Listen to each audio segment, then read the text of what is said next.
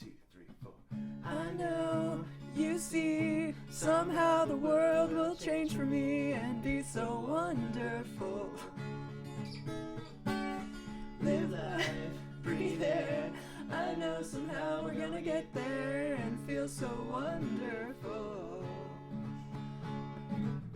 It's all for real. I'm telling you just how I feel. So wake up the members of my nation. It's your time to be. There's no chance unless you take one. And the time to see the brighter side of every situation. Some things are meant to be, so give me your best and leave the rest to me. Leave it all to me. Leave it all to me. Just leave it all to me. Yes! Yeah. Yes. One take, no rehearsal. All right. Welcome to the Ghosts and Flowers podcast, the only Brent DiCrescenzo discussion podcast in the world. At least in the United States. Yes. I don't know about Canada or Spain or Sweden or wherever people are hacking your Spotify. Right.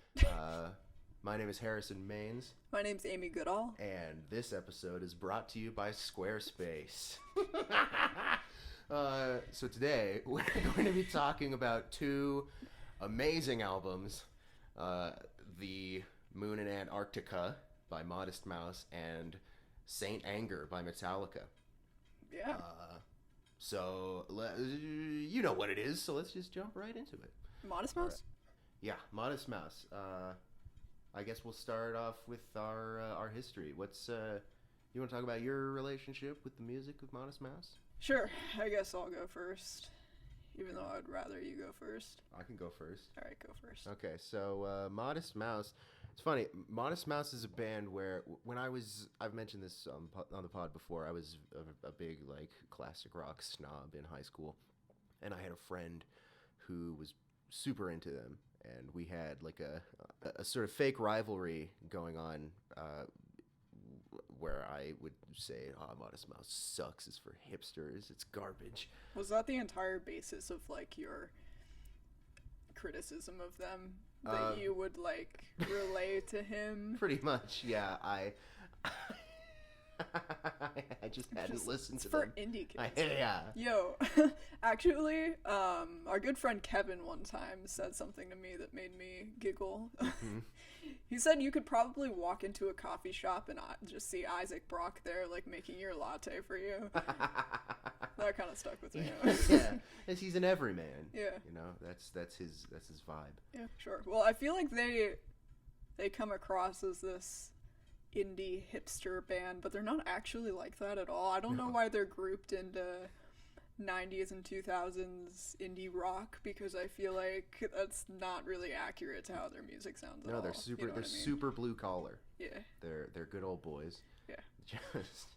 And that's the thing, is that I didn't realize that because I hadn't listened to them at all, so it was just fun to make fun of them. And then one day I was in my phase of musical exploration where I was branching out for the first time, and I thought, Modest Mouse, that's a band that I've sort of shit on without actually educating myself. And you give me shit for giving albums a 6 out of 10. Huh? Well, after I've actually listened to them like twice. This is when I was 16 years old. Okay, so cut me some slack. But you know, and this we'll talk about this later. But I think it was Alone Down There. That was the first song of theirs I really heard, and it cut me real deep. It was I thought it was great, and so then I checked out the Moon in Antarctica, and after that, Lonesome Crowded West, and Good News for People Who Love Bad News. Eventually I made it to Long Drive, and ever since then I've been really into them in all the ways that I think that they have a great unique sound. I think Isaac is a very singular writer, not just just in terms of songwriting, but his guitar playing, and I love him dearly. Nice. So I got into Modest Mouse when I was in art school, which was a very perfect time for me to stumble across their music for a lot of reasons. Because there was a point when I was in art school where I realized if I stayed on the path that I was on, that I would have to become this white collar career person, like my job is my life type person. And Terrible. yeah, something about that just felt really wrong to me, like down to my core. Yeah. And you know how art school has a certain vibe about it. Oh, yes. Probably shouldn't elaborate there. Oh, yeah. Yeah. Bunch of pretentious, no talent assholes. Oh, jeez. I don't think you can say that, dude. I didn't even go to college. Yeah. I could say whatever I want. Harrison's an asshole. You heard it here directly. Hey, everybody already knew that. Yeah, true. Yeah, the corporate art world is very unsettling to me for a lot of reasons. A lot of people are confused when I tell them that I didn't want to be a graphic designer because they're like, oh, it's, you know, you gotta do something with your life, and it's basically adjacent. You gotta do something with your life. Well, they usually say, oh, it's like adjacent to kind of what you like, and I'm like, no, it is in another freaking universe, for a lot of reasons. Yeah, so. Just like making websites for like startups. Yeah. Making animations for NFTs. Exactly. Yeah, it's dead ass. That's Disgusting. Literally what I would be doing. Makes me want to throw up. Yeah, even painting I only like conditionally, so it's very much not. It wasn't a good idea. Essentially, I was just filled with despair for plenty of reasons, but that was sort of like the overarching theme in my life, like not knowing what I was gonna do with my life, which is like a problem, I guess, if you're 19 and you don't have your life entirely figured out. Yeah. Because all 19-year-olds have every step of the way just planned out, absolutely, like concretely. They're really experienced life livers, and we have to give them credit for that. Yeah. The point is, I basically entered this mental state where all I wanted to do was go on road trips. That was like my way of avoiding my immediate life, and I do think there is something about that that's pretty valid. Like, if you go on a road trip by yourself, you definitely don't feel like anything's real, and it puts this distance between you and the immediate things that you think are such a big deal. And I became weirdly attracted to just images of deserted areas in the middle of nowhere. They have this kind of emotional pull to me now that I don't quite know how to explain, but they always pop out at me in a way they never used to. The bigness and the emptiness of it. It's just like, wow, nothing. Yeah. That's awesome. Yeah, well, they look explicitly really lonely to me, and maybe it's just that they remind me of that time in my life or whatever, but yeah, I used to even literally want to be a photographer just to, like, photograph deserted, lonely, decrepit areas. But yeah, I would say that trucker culture has a lot to do with Modest Mouse's essence, so to speak. Yeah. I would say that's the most prominent imagery I get from their music. It just jumps right out to me, so. The idea of that life, for me, was just this very dead-on metaphor for where I was at in life, and yeah, that's why I would say, altogether, why I got into Modest Mouse at exactly the right time. Yeah, how do you feel about their actual music? Their music? And it kind of... Just in general? Approaches to instrumentals and stuff, if you want to say anything. Yeah, I feel like, I mean, Isaac Brock gets flowers a lot in indie circles for his songwriting.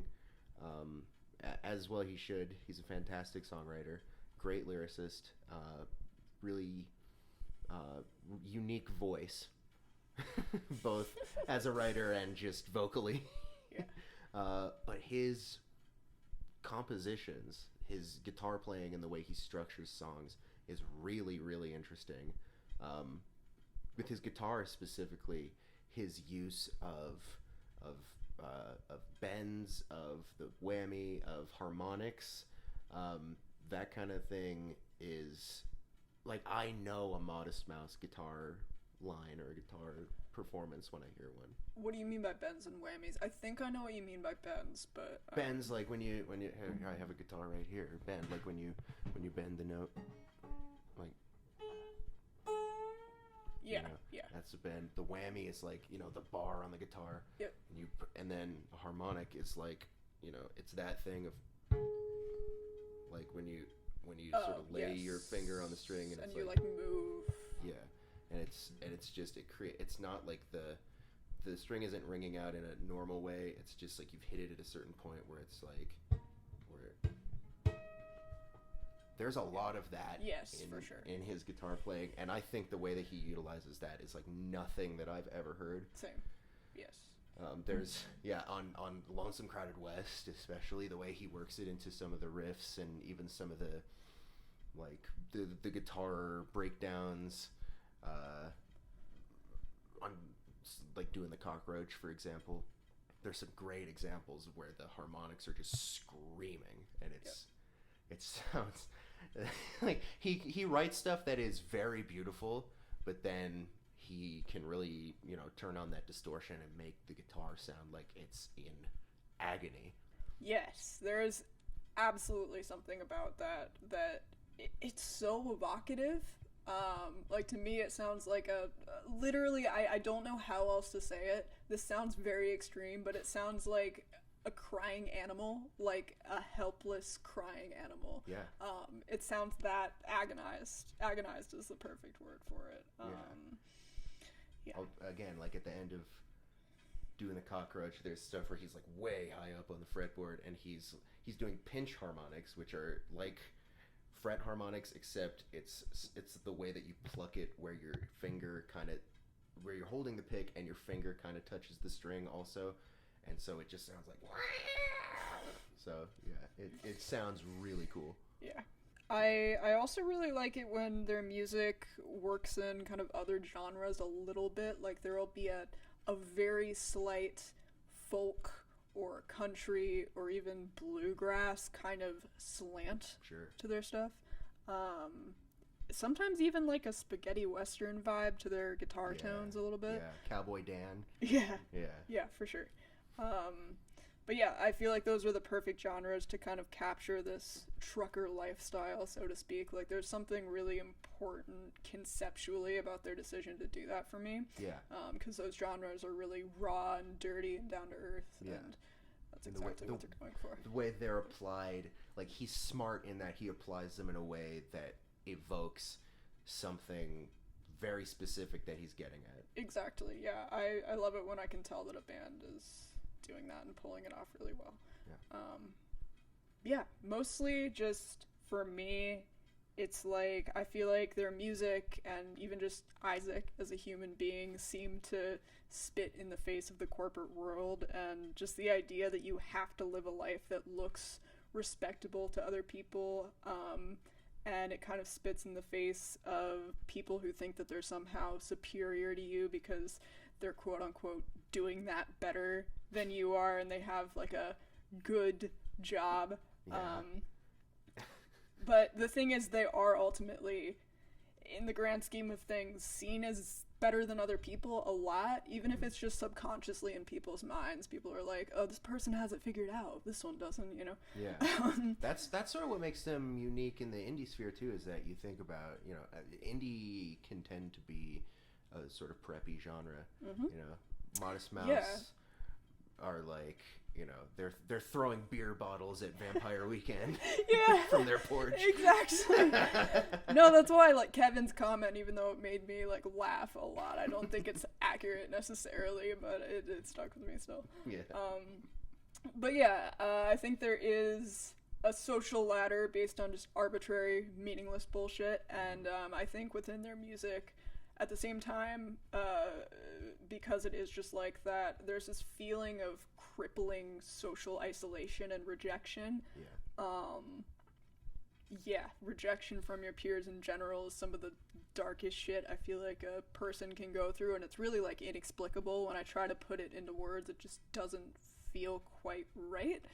Like, I can't articulate it, but the feeling is sort of it's like when you know that so much of the world is bullshit, but living in a way that reflects that belief is like not a great way to make friends and connections. Yeah, you're kind of fucked if you do that. That's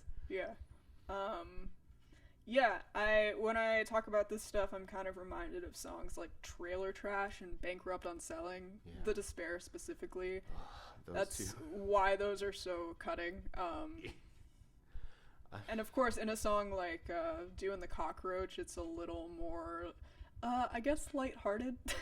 Lighthearted. Lighthearted. I mean, okay, that's not the right word, Well, but I mean that they're leaning more on the we're throwing beer bottles at Vampire Weekend than they are I Am So Alone. Yeah, there's definitely a strong sense of humor in that song.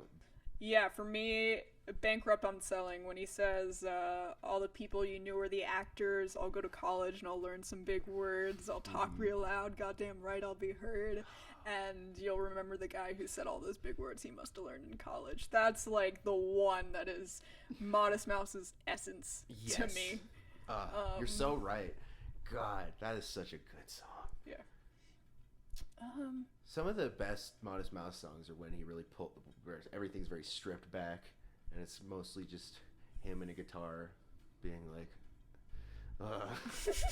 and we'll get into that, but Wild Packs of Family Dogs on Moon in Antarctica. Well, I thought that wasn't one that you really saw as much in as me, for instance. Oh, I love that song. Oh, okay. I mean, I love all the songs. Okay. But yeah, I was actually listening to it yesterday, and I was like, some of these, like just we'll get to it. We don't have to. I have a few more things I just want to mention really, really fast. To me, you were talking about the bars and whammies and like the agonized feeling to that. Their music to me sounds really weak, and it sounds like you're coming apart, and I feel like Isaac Brock's vocals have something to do with that. There's almost like a loose way that he's approaching his vocals and just a rawness that really appeals to that for me. It's sort of ramshackle, and it's brittle, and Isaac is just screaming his brains out sometimes in a way that is so untrained. Untrained is a good word for it. To me, their stuff sounds a little bit like just losing control of your own mind. It reminds me of when like your head just feels weak, and when I'm in like dissociative spirals, not to bring up my own shit, I sort of feel like that. Like I just can't grasp onto anything, and it's not just that, I feel bad, it's like my head's spinning basically. And I mean, I sort of see that in Isaac a little bit himself, not necessarily in just the mental sense, because I don't think I can draw that conclusion, but so there's one interview that I am in love with on YouTube. I don't know if you've seen many of his interviews. I've seen a couple. Okay. There's one that he did for like a skateboarding channel. They do like skateboarding documentaries. It's the one where it's like black and white, and is he a skater? Well, he says in it that people ask him if they can use his songs for like skateboarding reels, I guess, and videos, and really? It's always shit luck apparently that people ask to use, which makes a lot of sense. Makes sense, I mean, I could see it, but he says in that interview as well that he was never really a skateboarder because the culture surrounding it intimidated him basically. Like it had a vibe that he didn't he, quote, wasn't in the mood for, which is very in line with everything we've said about him. I love that. I never skateboarded because I was scared of falling over. Same. I was scared of falling in the skate park and looking like an idiot. Yeah.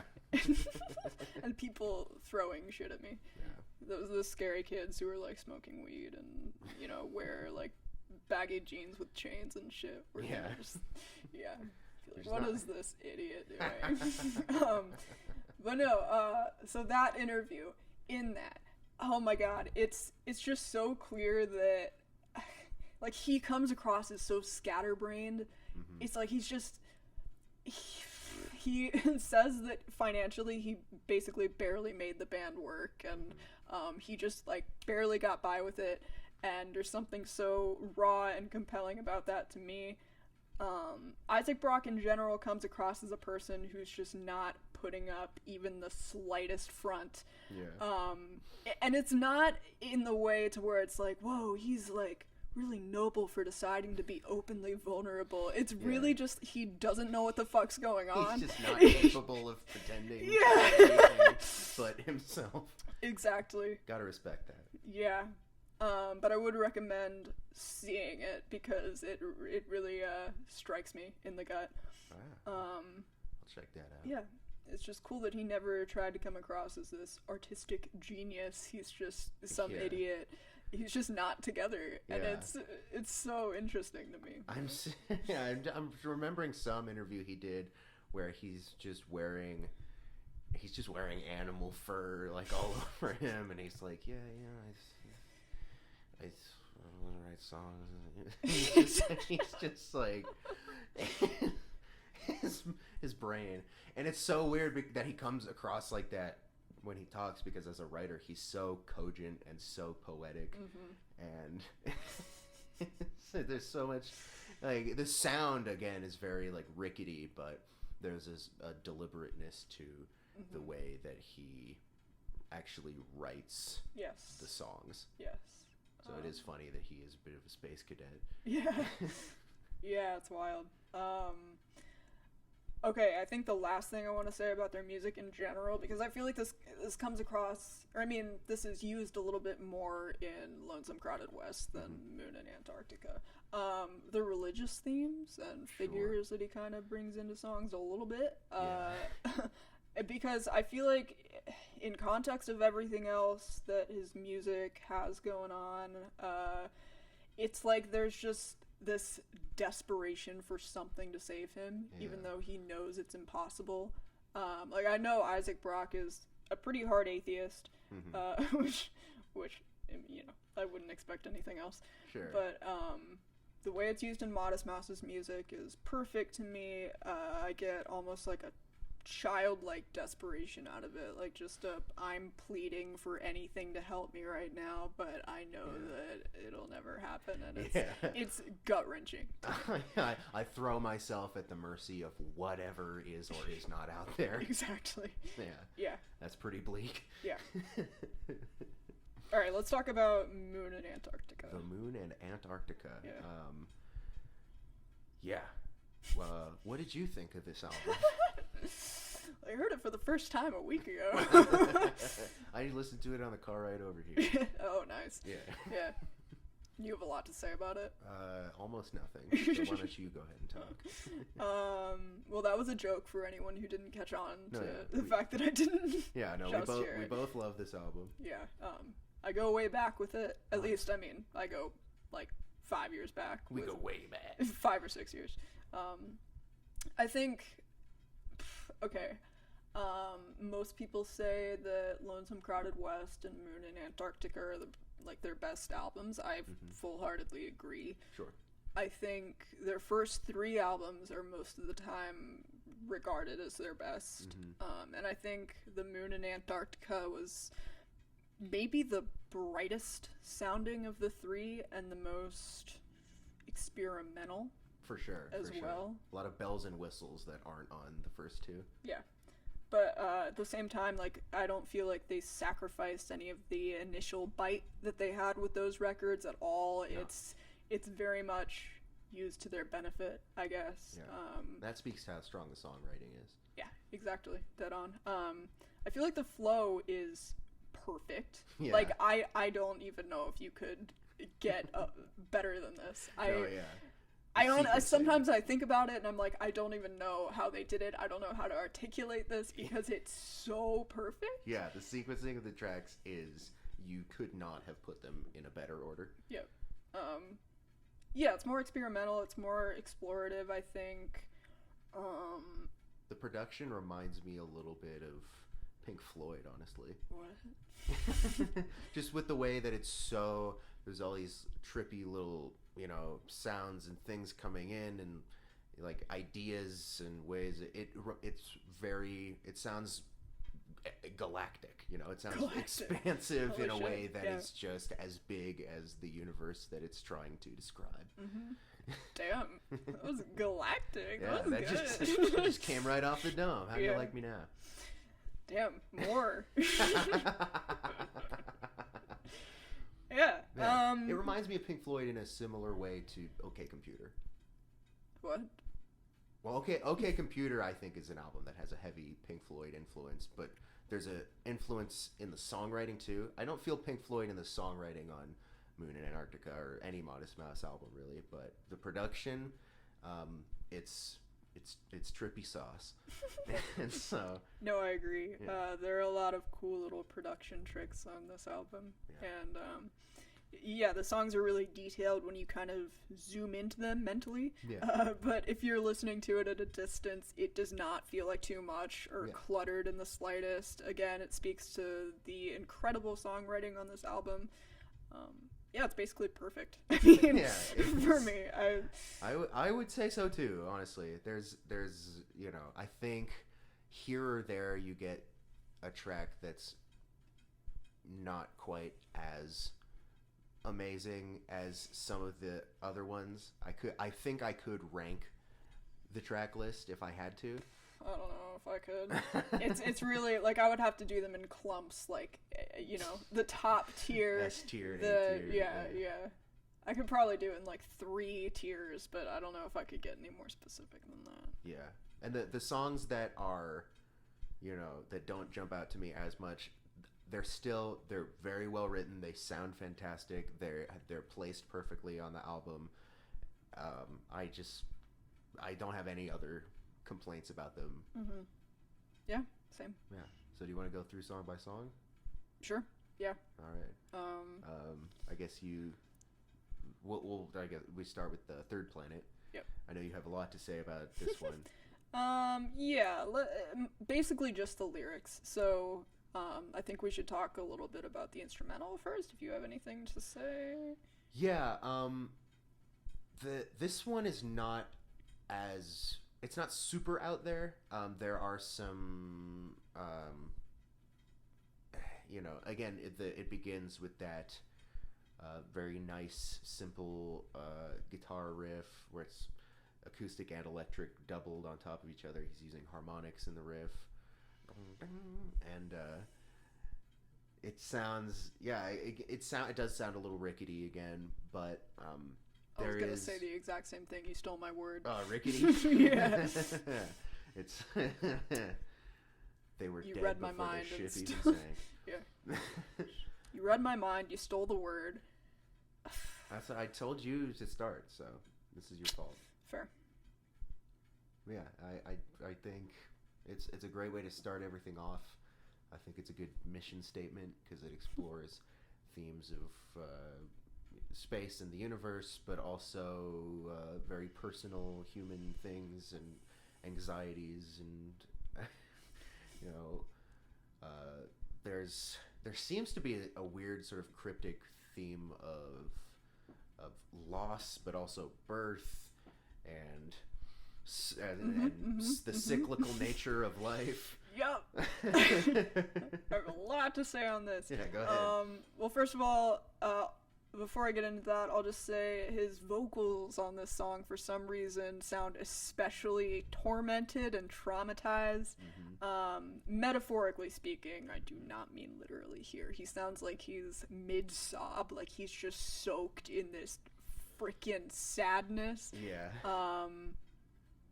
Also, his vocals have that sort of distortion in the verses that kind of adds this element of confinement and suffocation within the sadness a little bit for me. I guess, I don't know, distorted vocals and things sort of do that for me in general, but it fits very well here. And then I was gonna say, when the rickety drums and guitars kind of break into the song at that one part, just It's so awesome. That is killer. And pretty much every section of the instrumental just glides off of that perfectly from there to the end. I think just the way it's arranged could not be more perfect. This is like one of my top 3 songs on the album. So I would say it's up there for me as well. And I think, there's a lot of great builds in the songs, and that break into that riff, that's such a cathartic moment. And the chorus is beautiful. Your heart felt good. It was dripping pitch and made it wood. Yeah, it's so nice. It's lovely. Yeah. And lyrically, there's a lot going on. There is a lot going on. There's one of my favorite parts is that little bit where he's sort of being. It's kind of funny, that sort of sarcastic religious reference. The third planet is sure that they're being watched by an eye in the sky that can't be stopped. When you get to the promised land, you're going to shake that eye's hand. It's almost like surrealist a little bit. Yeah. The imagery is very out there. But to me, it's almost like a puzzle. Like, there are so many loose ends in this song that it's very easy to try to tie together, but then there's another thing that doesn't quite fit, but you're so intrigued by how everything connects together, and it's at least that's how it is for me in my head. So I've got an essay basically to say aloud about this song. All right. We'll sit quietly. Do we agree that this song's about a miscarriage, just out of curiosity? I think that is that I can see that interpretation. That one line. Help me out here. Come? Well, okay, yeah. There's come. Welcome back to the Come podcast. Yeah. There's he does say come, and I always thought that it was in the sort of Latin way, like cum, as in like summa cum laude. But he I doesn't could make say... a joke about that, but I won't. Well, I was gonna say I coomed so hard. But then I realized it would be came, so it doesn't work. And I was like, well, fuck, I need another thing, but I didn't want to get too sexual and awkward. It works better than you think it does, honestly. There's come, and there's like... We're never going to get away from this. What is that one line? Reminded me, we used to be 3 and not just 2. Yeah. That's very... Yeah, explicitly. It's pretty explicit. That's the one you were thinking of? Yeah. Okay. Cool. Baby come angels fly around you, reminding me we used to be 3 and not just 2. Yeah. So it's all connected. Yeah, exactly. To come. Okay. At the beginning of the song, I feel like the sentiment, my boss just quit the job, says he's going out to find blind spots and I'll do it, is kind of removed from what I think is the central narrative about a miscarriage. I do love that line, and I think it basically just speaks to the general idea that there has to be more out there. And yeah, I love it on its own. When he says the universe is shaped exactly like the Earth, for me, essentially, in a nutshell, that makes the scene expand out from just a planet to the whole universe to allow for the idea that they could find the child again in the vast cosmos that they're dealing with. Allow me to explain. Wow, that's heavy. Yeah, I really sat down and worked on this because Because you were prepared. Yeah, well, and there's really a lot to talk about with the lyrics here. And you had a month and a half to work on it. Well, I was just listening to it, and I was like, oh my god, I just made so many observations that I hadn't been making before. Right. You said, the cyclical nature of something, like the idea of a never-ending circle. Yeah. There's a line, if you go straight long enough, you'll end up where you were. Yeah. So, to me, that's like, there has to be some sort of interval of space-time that is finite and just repeats. Or it could speak to reincarnation or, like, something. But yeah, it's just some idea that everything works in an endless loop, and they could reunite at a point in the next loop. Either through reincarnation or just something metaphorical. This song is a lot more sad than I really thought. And I did think it was sad. Right. It starts by saying, everything that keeps me together is falling apart. Yeah, it's it's not like there's a confidence to this song. Like, I'm gonna find this fucking fetus. It's like a sci-fi epic. Yeah. Traveling through the multiverse Yeah. to save the baby. Yeah, it's, you know, it's not in like a hopeful sense. It's more of a desperate sense.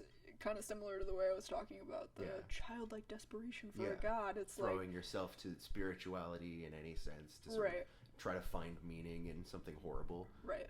And I think it's probably like metaphorical. Sure. And, I mean, I'm sure, but like he does seem like the kind of guy who's like building a spaceship in his garage.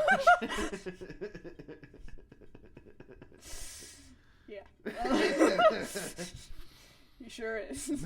Maybe that's why he seems so off. He just doesn't get out enough to like socialize with people. He's been inhaling jet fuel for 30 years. Oh man. Yeah, so to me, Come Angels is literally come angels. Okay.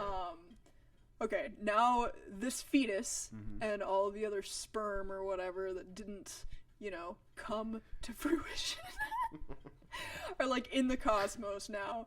Okay. And the parents are the two planets, like planets 1 and 2, because they're like, it used to be 3 and third planet, and well, when he says third planet, the third planet is sure that they're being watched. That to me is a reference to all the people on Earth who believe that there's something bigger out there. Sure. Okay, to me it is actually like the parents are the 2 planets and the child was a hypothetical third planet, and the eye in the sky is like, now that the kid is out in, say, like heaven, so to speak, the third planet is being watched over. Yeah. I wouldn't, I mean, I had never thought about that, but it makes sense as just like a layer to the metaphor. Yeah. Because that's just how he writes. Yeah. So, right. Yeah, I get that. Okay, he says our blood is just like the Atlantic, and when you think about it, like, of course an ocean is so vast and there are a million things in it, and I think of that as being, like, if they were to fuck again. Alright. There are millions of sperm that could fertilize and millions of potential new kids. Is he coming blood? Well, there's blood that comes out of the female reproductive system. Oh, that's true. Within that process. Okay. There's so many more layers than I thought. Yeah, because he says another had been found, another ocean on the planet. Like, essentially, they'll have a different kid with different cum. I didn't. Oh, okay. You know, that sort of makes like the planets as people metaphor like makes sense to me. Yeah.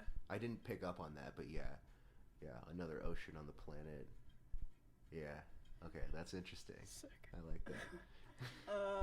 Okay, the part where I kind of get confused if this, you know, theory were to be correct is your heart felt good, it was dripping pitch and made of wood, your hands and knees felt cold and wet on the grass beneath, mostly because I could see this going in more than one way. When I was first thinking about it, I was like, okay, what is pitch? Is this like honey falling out of a tree?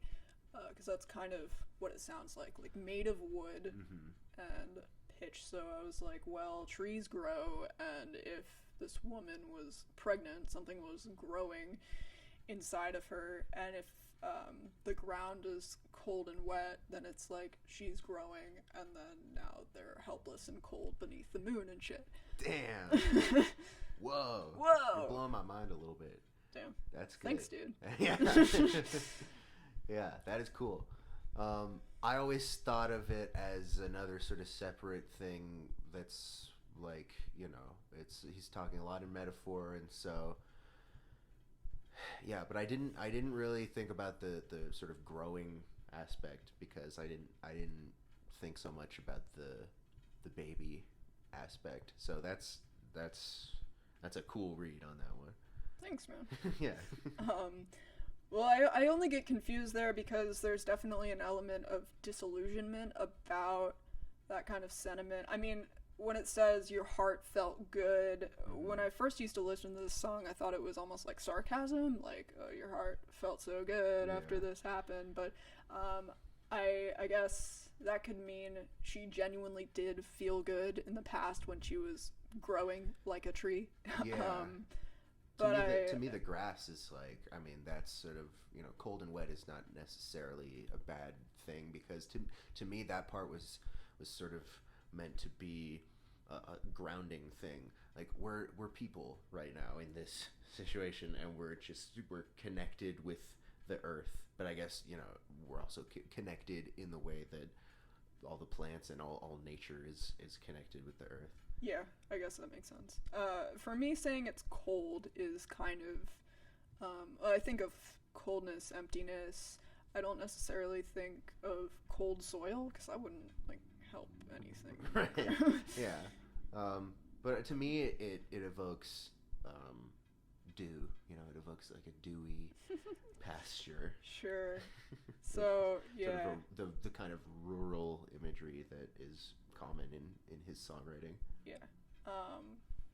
I don't know. I don't know if this is that great of an interpretation, but I thought about the pitch could be like something coming out of her as, like, I think tears, because if something's leaking out of you, that's sort of the conclusion I jumped to.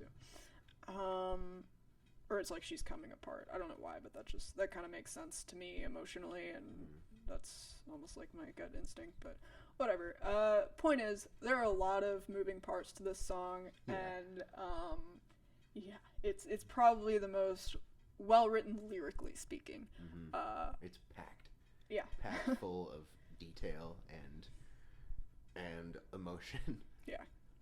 It just keeps you circling around it, trying to get it to make sense. And yeah, it's cool how there are sort of recurrent motifs in this song and in the whole album in general. And I don't really, I haven't taken the time to think about why they use certain motifs, but it's like coldness, the moon, moon in Antarctica, there you go.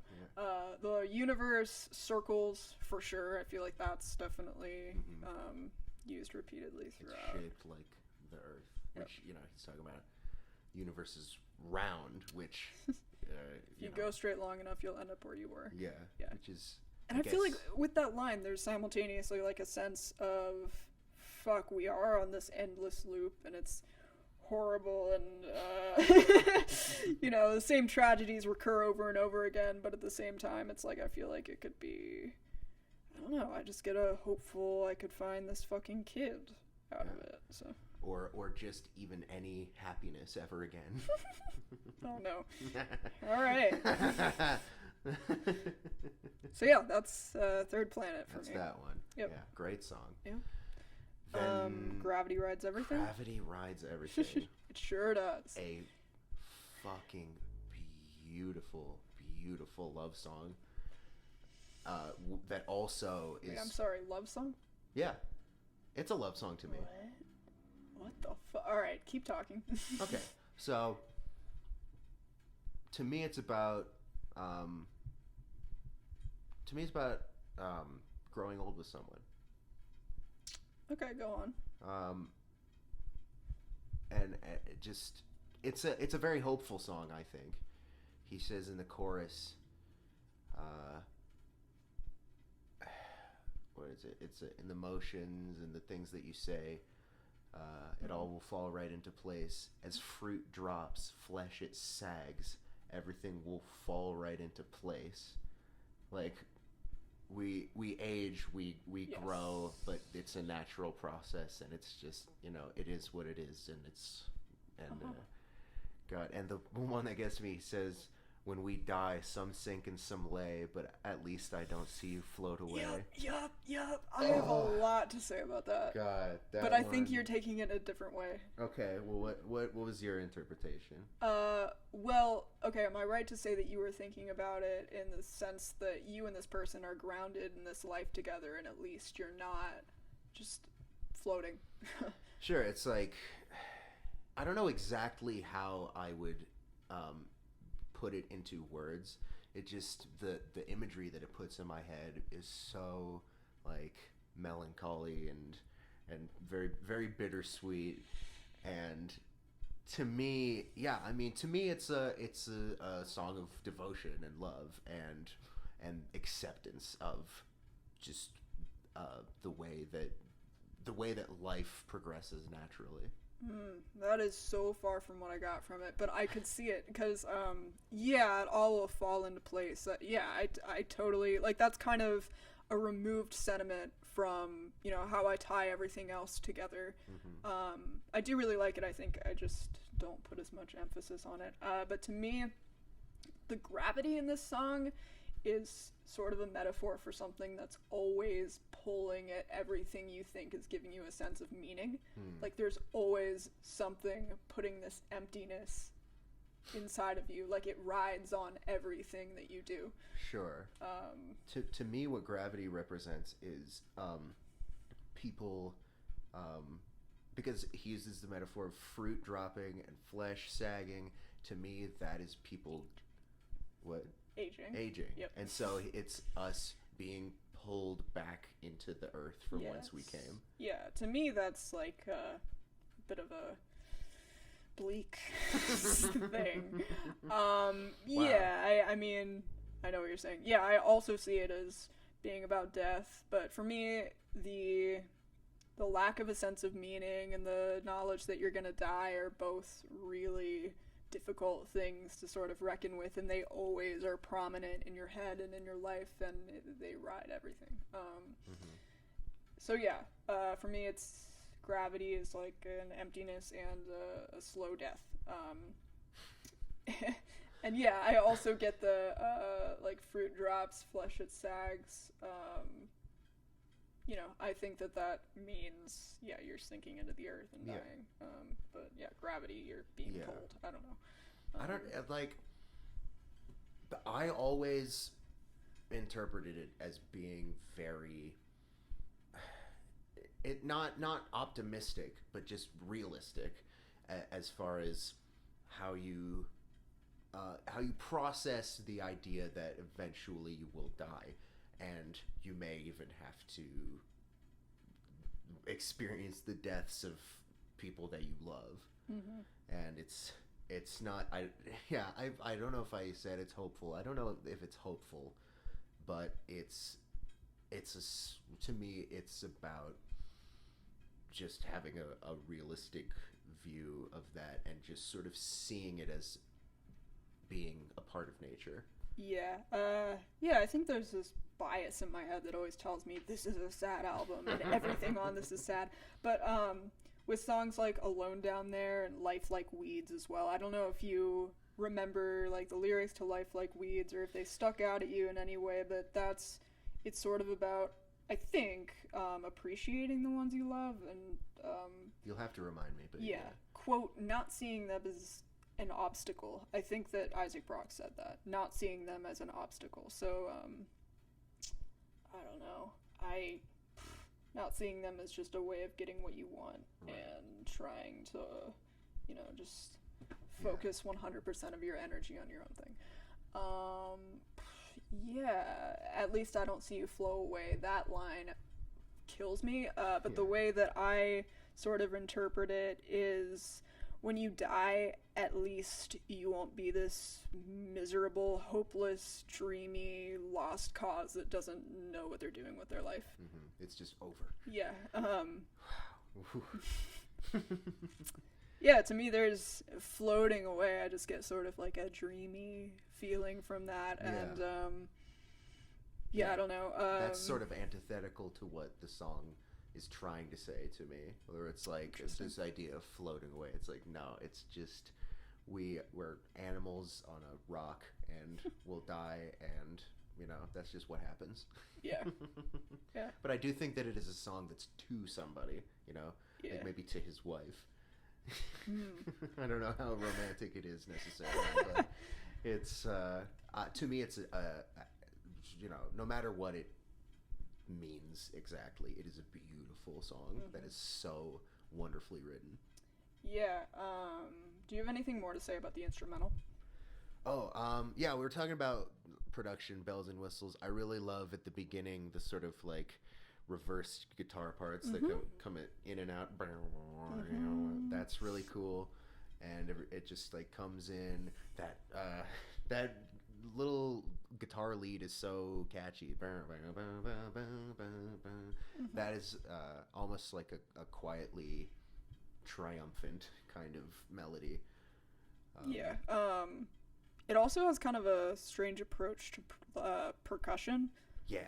Like, for sure. they're just these really, like, subtle clacks, and they're, like, chopped and reversed, and it's the weirdest thing ever. It's a very lightweight kind of approach to it. I don't know, it's just another one of those weird production tricks that I was talking about that just adds a little spice Yeah, to, a little spice. to the song.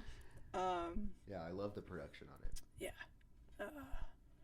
Yeah, there's something about the way they chop and reverse the guitars in the beginning, and yeah, I guess what were they called? The bars and whammies or whatever. Oh, yeah, the bends. Yeah. Something about that feels like when they use those, it feels a little dissociative, and I sort of get a similar sense from the beginning of this song, and yeah, it just reminds me of spacing out and like your mind forcing you to space out a little bit. This song's. Did you say the song was bittersweet? I would say so. Yeah, because I wanted to mention that for sure, because I feel like there is this sorrowful aspect to it at its core in terms of the way it sounds, but it's also just such a beautiful, like, it has this bright, resonant beauty about it. It's, I don't know, it's just, it has this sparkling, like, quality to it. Those acoustic guitars on the chorus, that little riff, like, that's like, that tugs at my heart. Yeah, yeah, this song to me sounds like it's just actively throbbing with emotion. It's very propulsive and almost urgent sounding, like a little heart. bit. It's just a heart beating. It's like a heart beating. Yeah. It's like a heart beating its meat. Oh, okay. I don't think that's possible. That would be sick if a heart could jerk itself off. That's how I would describe a handful of songwriters, but not Isaac. Would that mean that you would experience euphoria in your heart too? Yeah, your heart felt good. It was dripping calm and made of wood. Oh my god! Holy shit! I can't believe you didn't think about that in advance.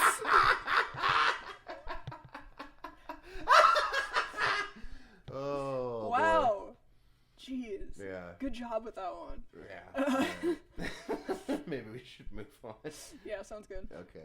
Do you have anything to say about Dark Center of the Universe? Because I know it wasn't one that you brought up as something you definitely wanted to talk about. I mean, I wanted to talk about all the songs. Sure. Dark Center of the Universe, I think, is a rager. Mm-hmm. It's really like it's very much a fuck it kind of song. Yeah, no, for sure. The guitar riff almost has like this galloping quality about it. Yeah. That shit is so good. Yeah, it's like it's jumping and stumbling and just, yeah, that's what with those bands. Yeah. It's like, it's so, it's like out of control. Uh-huh. Yeah, it's unrestrained and riotous. Yes, exactly. Fuck, it's the song is great. Mm-hmm. I'm really damn sure that anyone can equally easily fuck you over. Whew. Yep. Yeah, and to me, when I say it's like a fuck it song, it really, that sentiment, I'm not the dark center of the universe like you thought. Yeah. That's so, it's like a personal mantra that's so, it's really good.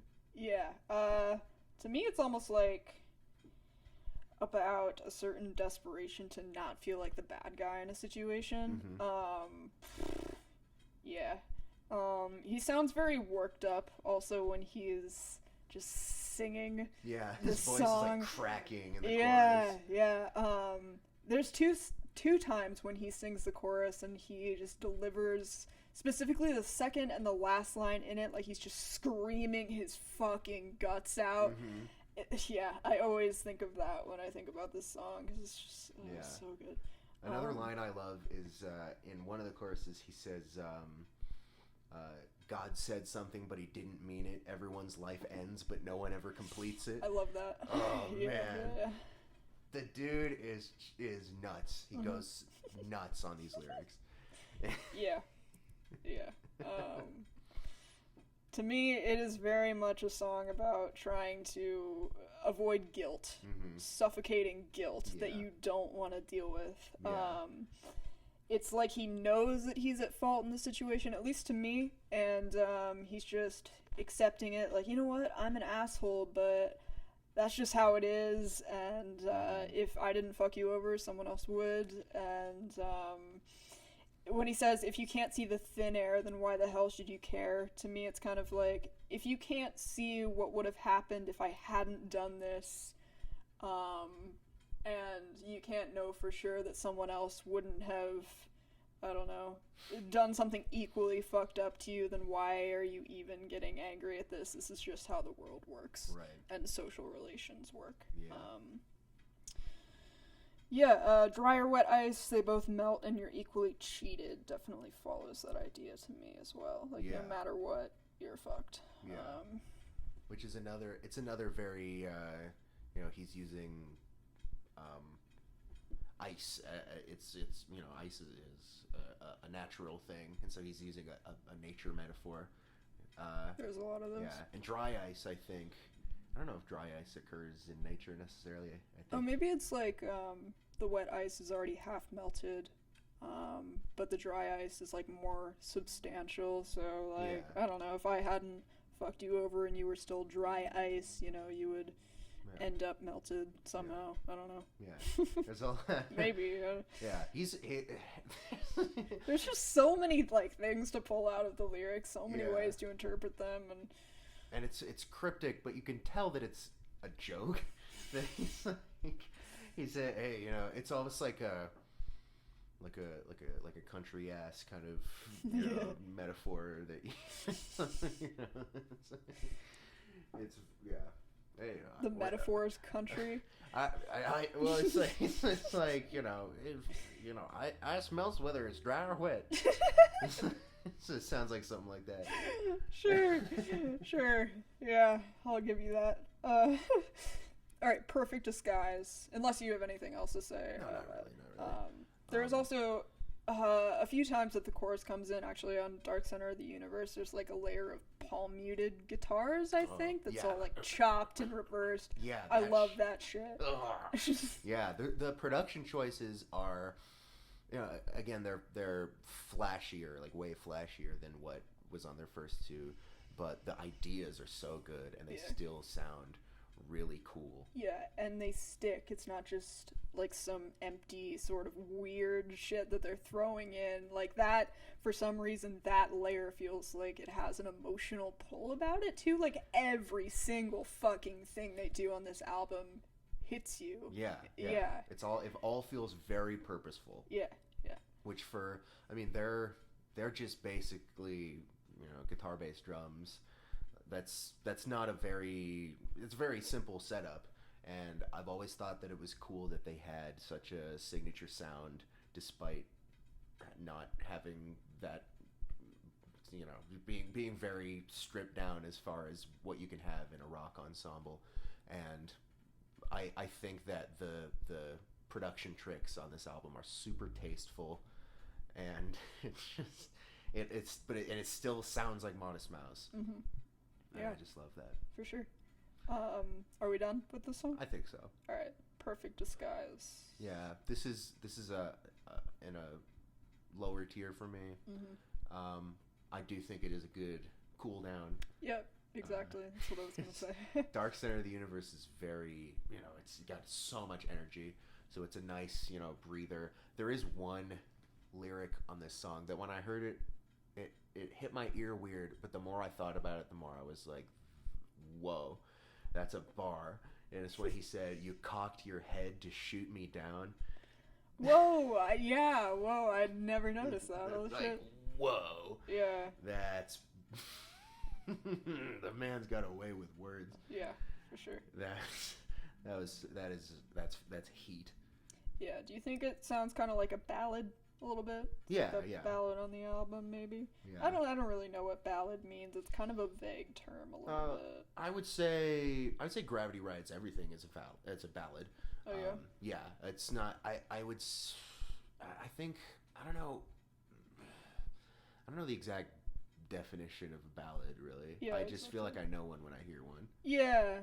Yeah, well, I think it's supposed to be like, it's supposed to have a slower tempo and be a little bit more stripped back, right? Yeah, and be emotional. Sure. Sure. The cornerstone of a ballad is right. like heavy on the emotions. Yeah. I also think this song comes at exactly the right time in the album. I don't know. I still really like it. I feel like there's kind of a swirling, mesmerizing quality to just the guitar and the banjo. It's very sedate and feels like it's laying you to rest, so to speak. The banjo is nice as hell. I wish they used more instruments like this in general. I mean, they do a fair bit, and they're always tasteful, but just get all the bluegrass instruments in the album immediately. Every time they bring in like a violin, I'm just yes. Give me all of that. Yeah. There's also I don't know how to describe this thing, but it's a thing, the production, where it's just like a swiping noise, and it moves through the channels left to right. A phaser. Oh, yeah. That makes sense. Anything else? Not really. I mean, it's a nice song. And it does have some killer lyrics on it. Yeah. I think there's around the time of Dark Center of the Universe and this song and the next song and even A Different City and what comes after that, I don't even know. Cold Part. Yeah, throughout this whole little stretch of songs, I think there's something about, it feels like there's a failed relationship as an element of the lyrics, and he's leaving to just get the fuck out of his life or kind of avoid the problem. Right. And I love that. Again, I think that, Modest Mouse kind of talk about that a lot. Tiny Cities Made of Ashes. Let's go. This is a weird one for them. Yep. 'Cause it's almost like disco. It's almost like really fucked up disco. It's got a really prominent, very round kind of bass sound, and it's a great bass line. Boom, boom, boom, boom, boom, boom. Yeah, I think it's I really, really like this song. It's, for me, there are a good handful of better ones, so it falls a bit more in the middle. But I think it's idiosyncratic, though. It's no other song in the album sounds like this, and I'm very glad that they did this. For me, it's mid-tier. I think it's a fucking jam. I think the energy that it has is not something you're gonna get anywhere else on this thing, and yet it works so perfectly in the flow of the album. So yeah, and again, you're talking about the idea of a stretch of songs where he's talking about wanting to abandon his life, and that's on that chorus. Does anybody know a way that a body could get away? Does anybody know a way? Yeah, that's so funny. Yeah. I'm gonna punch you in your glasses. We're drinking Coca-Cola. It's so badass. Yeah. And I like how he's got those sort of falsetto vocals, but I didn't realize until I listened recently how loud the lower chanting, weird. We're going down. It's very close to the mic. We're going down the road towards Tiny Cities Made of Ashes. Yeah, it's definitely more prominent in the song. Yeah, and I think it's a cool sound. And it just that groove is so infectious.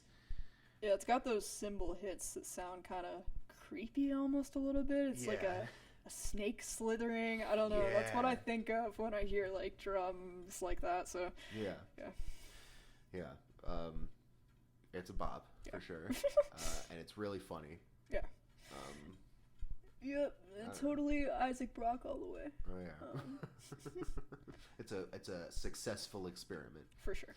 Which, all of them are. Which all of them are, which is interesting because, again, they were a very, they had a very stripped back sound, and for them to try all these different things and for all of them to go over so well. I think they did it really quickly too. I think I read that somewhere, that they were just like cranking shit out at lightning speed. Like they just I don't know, they just were That's at their crazy. peak and they knew what they were doing and just tried a bunch of shit that worked. Yeah. And it was in a very short period of time. So, I love that. yeah, it's There's awesome. a lot of attention to detail in the production, so Yeah, that's pretty wild that Yeah. they just banged out all this stuff and they're like, all right, let's put this together, and it just sounds fantastic to Yeah. this day. It holds up amazingly well. A Different City? A Different City, yeah. This is one of my favorites. Same. One of my favorites. That guitar lead. I always thought that the tone was interesting on that one because it's sort of thin compared to, you know, if I can hear the way that it would sound if that song had been on Lonesome Crowded West, and there would be a sort of a more like fat burning kind of sound, but it's very, I don't know, it's produced in a particular way that sounds unique. It's very tense. Yeah. Sounds like, I don't know if this makes any sense, but it sounds like just tense bent wires. Yeah. Do you kind of know what I mean? Yeah. And I also think it's interesting there's no rhythm guitar underneath it. So you get the bass and drums coming in. The bass line's really good. But it's just that like weird guitar sound with nothing sort of bolstering it. Yeah, definitely. Yeah. And then it comes into the verse, and it just sounds so pillowy. Yeah. It's like flying through the air. Yeah, like for me, okay, it's the way that this song blasts off with so much speed and the tempo's just going crazy, and then it's like they just let go of the gas pedal, and it's so, oh my god, it just makes my heart drop. Like it sounds like they just flew off a fucking cliff. Like it's so gut wrenching. It just releases you all at once. And then it's just slow motion. Right. I think that the mix of the way that the there's two guitars in the verse. One is playing like spare harmonics chords, or I guess not chords, but it's like, you know, a couple of harmonic notes, and then underneath it is just this almost atonal, like muted guitar, like, and the way that creates that atmosphere it's such an interesting, unique thing to me. What part are you talking about specifically? Is it like, sing the lyrics of that part? I'm gonna live in the city with no friends. Yeah. Family. Like the guitar is, you can barely hear the rhythm, and then on top is just like just those harmonics. Yeah. And that to me is such an interesting. It's such an interesting sort of two guitar dynamic. For sure. I've never heard anything like that. Yeah. Okay.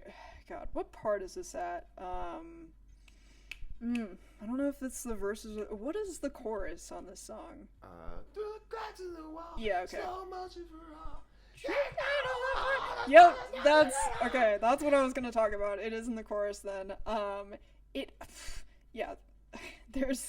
There's that layer where it sounds like he's shouting in the way that you would shout if you were in a deserted space and you wanted someone 1,000 miles away to hear you. Yeah. Oh my god, Yeah. it's so good. Yeah, especially when he goes, my eyes roll around and roll around down the carpet. Yeah. God. Oh my god. They gave me a receipt that said I didn't buy nothing. Yeah. That's like, he's so funny. Yeah. One interesting thing about the lyrics to me. Sorry, go ahead. What were you gonna say? No, I wasn't gonna say anything really. One line that's interesting is he says, it almost makes me think that it's not even written from his perspective, because he says, I'm gonna look out the window of my color TV. Like by 2000, TVs had been in color for so long. Oh, that's true, probably yeah. as long as he could remember. So Yeah. that says to me maybe this song is a character piece, like you know, like the kind of thing that he did a few times on Lonesome Crowded West, where it's somebody who's older, and just sick of their life. Yeah, I was honestly picturing like a gross motel with a shitty TV. Oh, okay. Yeah. That's interesting, yeah. Because, motels they would advertise, like, our TVs are in color. Check this out. Yeah. Yeah, yeah, I think it has a really simple sentiment behind it, but it's a cutting one. Yeah. Just about isolation and how, in the moment it can genuinely feel like the best option for you, but at the same time, it's so it's taxing on your health. I love Rust is a Fire and Our Blood Oxidizes. Yeah. Just that slow freaking the aging, withering away. Yeah, I don't know. He has so many different ways of talking about these specific anxieties that are so unique. There's a lot of death metaphors on this album. Yes, for sure. This is a death album. Yeah. Yeah, great song, and and of course the riff and the chorus.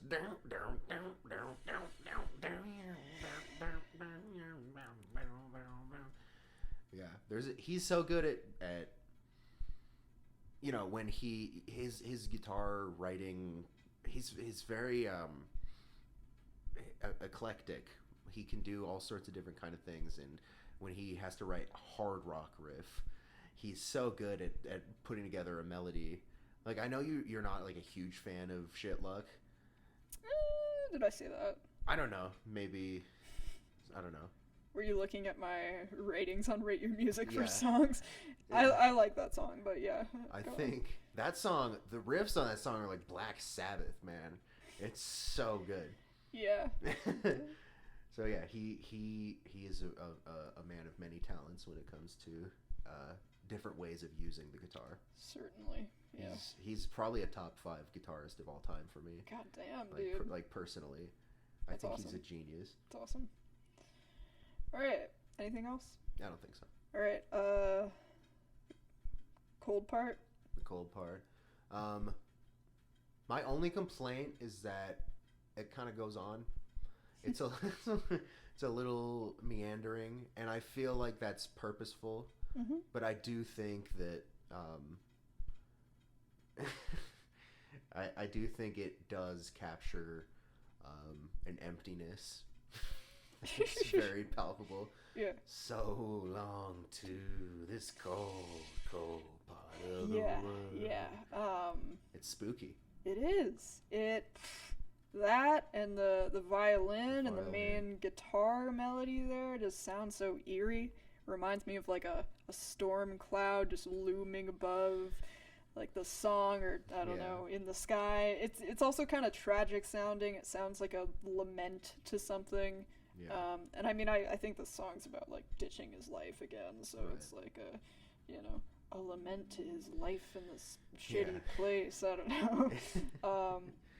Yeah, I mean, is your complaint that there are so many things happening in the production towards the end? Or I is just it think that it's, it goes on longer than it should? I don't know if it needed to be 4 minutes exactly. Thing. But I thought it was longer than that, but I also don't think it drags, so that's weird. I don't know what to make of that. I wouldn't say it drags.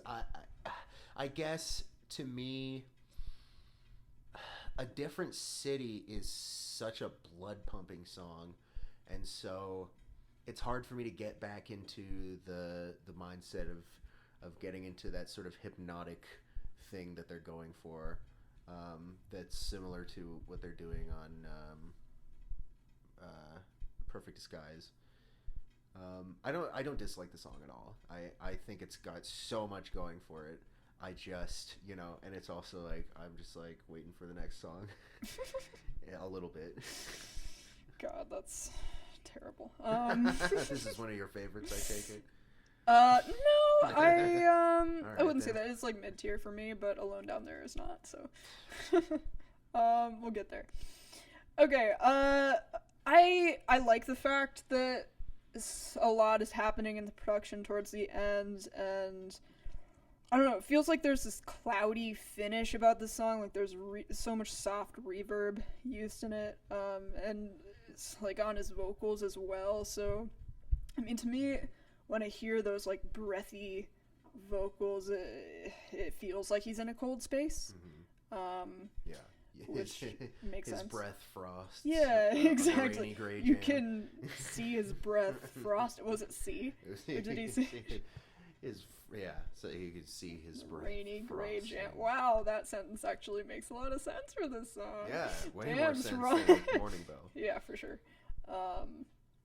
Yeah, even, I mean, I don't know if this is just me, but when he says, so long to the salt-soaked part of the world, I think of, like, salt, snow, you know, cold, it all kind of ties together. I also, I mean, you know, I don't know if you would be able to, I don't know if you would feel the same way, but something about songs or lyrics or just writing in general using chemicals in specific places to make something feel synthetic and soul-sucking really does it for me. You're talking about salt? Yeah, salt. Okay. I mean, yeah, I genuinely feel that way when I hear him sing that. And, like, a good example, even though this is more explicitly sad, is, like, you know, in the Radiohead song, No Surprises, how he says a handshake of carbon monoxide, and obviously that's, like, a suicidal sentiment. Yeah. But for me, it's also the chemical part of it. It's, like, just such a... I don't know what it is, honestly, but maybe it's that, you know, people, as the genius dominant species of the world, we have control over all the chemicals and all the science, and so we can make it do whatever we want, whether that's kill us or whatever. Sure. Yeah, I don't know what it is. It's yeah. When I hear salt soaked, to me, that sounds coastal to me. Like Modest Mouse are a Pacific Northwest band. Yeah, I mean, I think just in context of everything else, the song's called A Cold Part, and again, the thing with his voice and the reverb and just, I don't know, I just think of snow, salt. Their music to me is, it's a lot of, I mean, I think Isaac Brock is from Montana. Yeah. And I hear Montana in his music, but I also hear Pacific Northwest with how just the Pacific Northwest is gray and it is cold, and the weather for a lot of the year is That's true. very bleak. True. And so when I listen to Modest Mouse, it's sort of just because I'm from there, it evokes a lot of that from me. Yeah, I could see it. Also, Bone Bleach, for some reason, is really evocative to me. Maybe for a similar reason. It's, like, washed out and chemical. I don't know. But yeah, let's see. All the additions to the production in the end, I almost picture those as being, like, dust or debris, and it's just creating this big cloud, like, almost like the Dust Bowl. It's just all sort of gathering, and, his whispered vocals again, I mean, I said, you know, it's like you can see his breath in the cold, but it also seems like they could be like ghost voices through the dust. There's just a very creepy quality to this song, and yeah, for sure. I think it's a dirge. for sure. It's a unique one for me. Yeah. And I think that's all I've got, really. All right. Well, now it's time for us to fight. It's time for me to get really, really mad at you. All right. Listeners, it's gonna be an all-out brawl. Just be warned that I'm about to fucking go in. He's gonna punch me in the face. Please send the authorities. Please call the cops. All right. So your least favorite song on the album, Alone Down There. Yeah, you know, it's well constructed. Adore this song. I just think that it doesn't necessarily offer anything that the other songs don't. That's all. Neither does the cold part. That's not true at all. You had things to say about it, even though... I have things to say about Alone Down There. Okay, well, I mean, even though you thought it was, like, lower tier or whatever, you still had, you know, there were qualities about it that you were like, this is unique. You know? I don't think any of these songs are bad. Sure. And neither do you, right? True. So that's, you know. But I mean, it's just less idiosyncratic to me. It's not, like... Really? A centerpiece of the album. It does not come to my head when I think of this album at all. I guess I have a lot of bias because, again, like I said, it's the song that got me into them. To me, there's just a lot of things about it. So let's start with that guitar riff. it's sort of like it's got this. It's almost kind of chunky, and the way that the two guitars play off of each other, where one is playing like higher up chords, and it's a bit ornamental, whereas you've got the guitar and bass sort of coming together. Yeah. Ornamental. Yeah. And Isaac Brock comes in with these vocals where he says, "How do you do?" Yeah. My name is you. The flies, they all gather around me. And you too. Yeah. That's it's creepy. Pretty cool. Yeah. It's like, it's very, and I think coming out of the cold part, which is an eerie song in a sort of downtrodden sense, it's a very sinister sounding song to me. And I get that from that part, but not the rest of it. Well, yeah, yeah. So we'll go into that. I think his laugh is creepy. Yeah, that's kind of cool. Yeah, I guess. And then again, it's like I said, a lot of these songs have great builds. I think they don't take too long. They like the guitar, like the riffs come in, and then that chorus just bursts. And so to me, like we were talking a little bit about this earlier, but to me, the song is sort of about. It's an empathetic song, and I think that's one of his strengths as far as writing about characters, is he has a lot of empathy for the people that he's talking about. He says, "I don't want you to be alone down there," and that is. Do you think when there are characters in his songs that he's talking about people who are not him? Because the way that I read into Modest Mouse lyrics, it always seems like it's a version of him. I don't know. To me, I actually have thought about this in relation to like Tom Waits a little bit, because I think there's a slight similarity to the way that I sort of respond to both of their approaches, but of course Tom Waits is usually writing about other people, and I think for Isaac Brock it's more of a, I don't know, is that just me? No, I see what you mean, because I feel like with both of them, they will write about characters, like Cowboy Dan, good example. I don't think that he is Cowboy Dan. That's fair. I mean, on that song it feels pretty explicitly that way. Yeah, you're right. But I also think that he sees himself in a character like that, where it's like this guy who looks at the world around him and how it's changed and become so fucked up and corporatized, and the city is just like creepy. It's getting larger and larger, like some kind of virus, and he's just like, I don't want this. This is like, I like things the way that they are, and I don't want things to become all fucked up by like so-called progress. Yeah. And so I think that's what he really sees in that character, and I think Tom Waits is the same way, where he sees people who are down on their luck and are just like in the dregs, and maybe they're a little scummy, but he understands them. And I think that even though Cowboy Dan is not a song about somebody who's like necessarily a good person, he is caught in this horrible situation that you have to empathize with, because it's like, your entire way of life is just upended, and you need oxygen to breathe. Yes. Yeah. I love that line so much. He goes to the reservation, drinks, and gets mean. Yeah. That song is so good. Yeah. It's upper tier for that album for sure. Yeah. So I think Isaac Brock has a lot of empathy, and to me that's what this song is about. Is Alone Down There is about. It's like seeing somebody who's suffering and not necessarily wanting to be pulled into it, but also being like,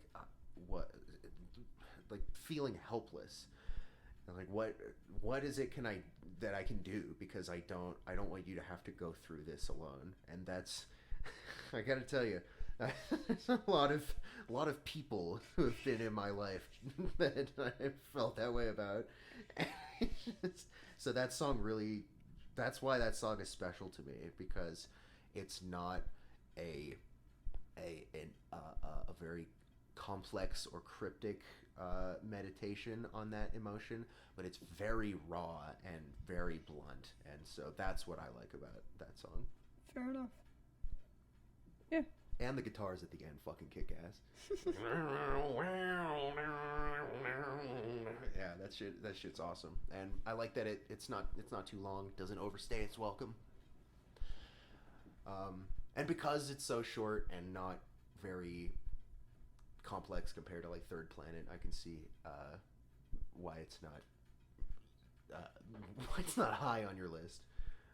But to me, it does say something very, very cutting. Yeah, I get that.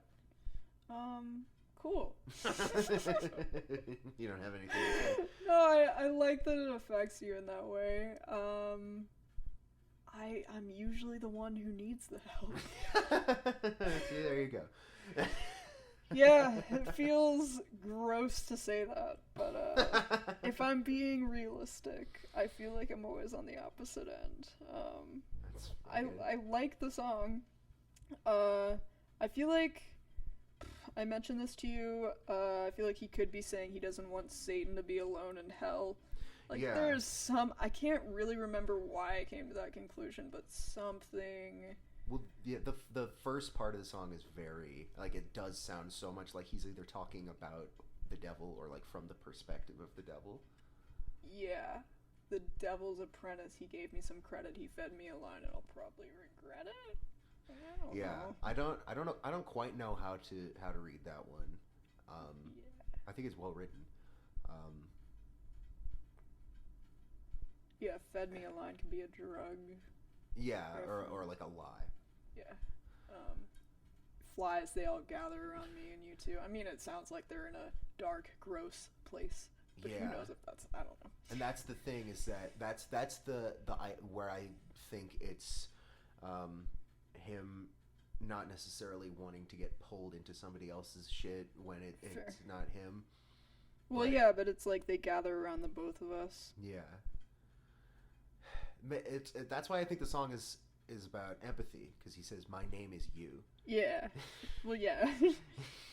For sure. Yeah. That's pretty explicit. Yeah. Yeah, I mean, I agree with what you're saying. I think you could take it in either way. I don't know. I don't know. For me, it's a powerful one. And, fair enough. Yeah. I'll let you have that opinion. Sure. That's fine. I appreciate that. No problem, buddy. I got you. All right. So let's get into Stars or Projectors. All right. I feel like you probably have a lot to say about this one, so I'll just bounce off of you, because this is a song that's so long that I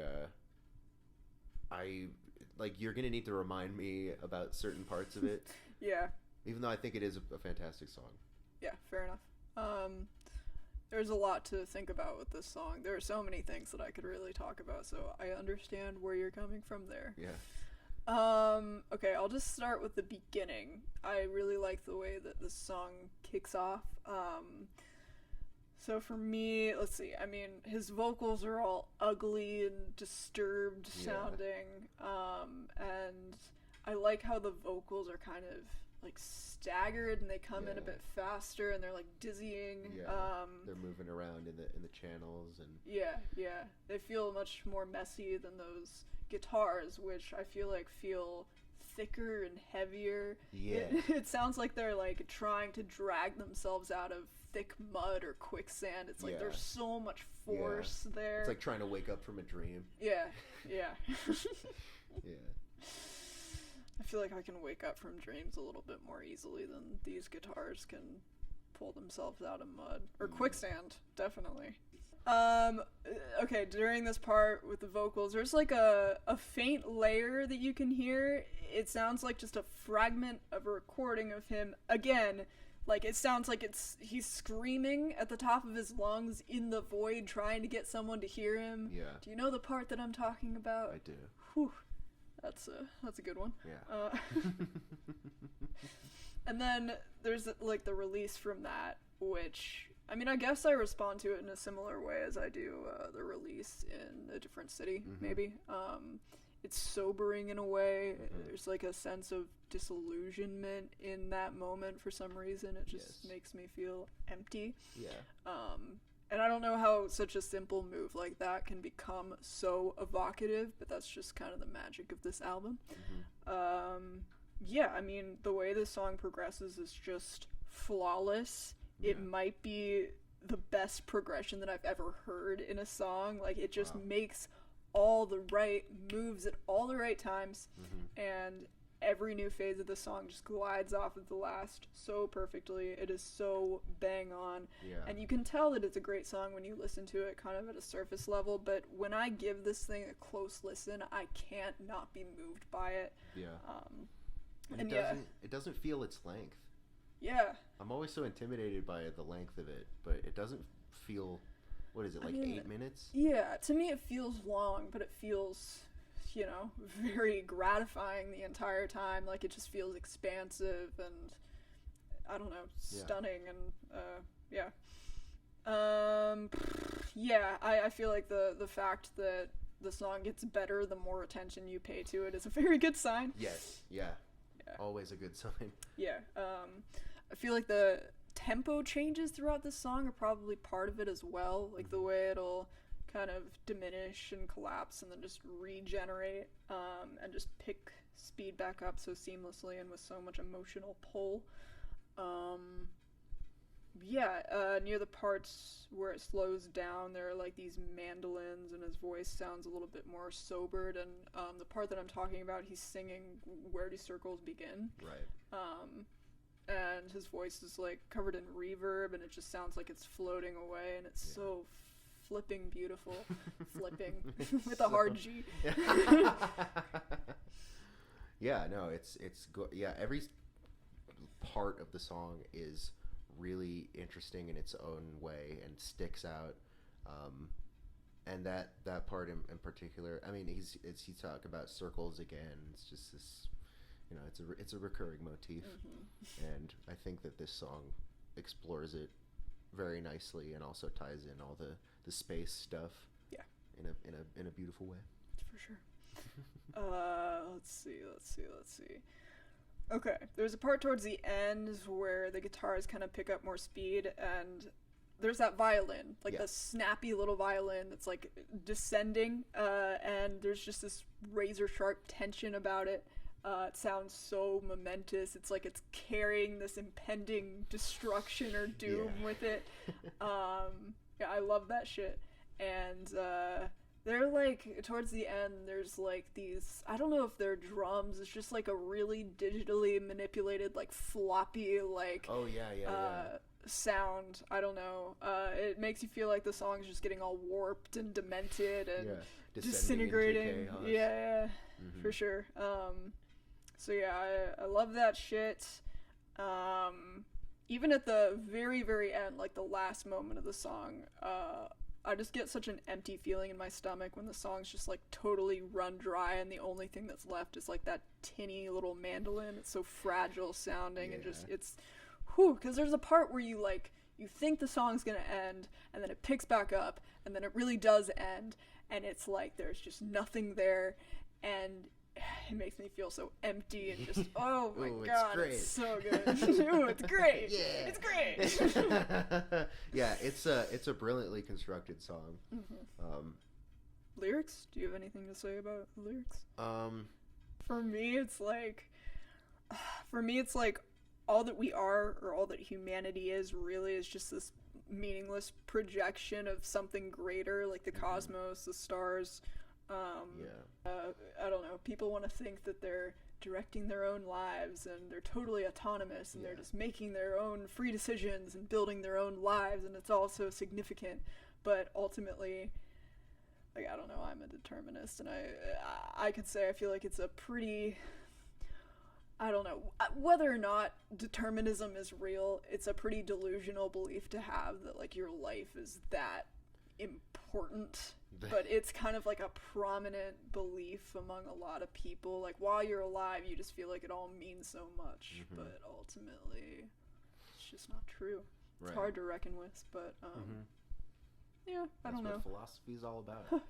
Yeah, well, it's a bleak idea, but I feel like, you know, that's perfect for Isaac and Modest Mouse Yeah, and this song, and for sure. yeah, I'm not surprised he went a route like that. Well, sort of like with Gravity Rides Everything, I see it less as being a sort of cynical outlook and more as just an acceptance of the natural order of things.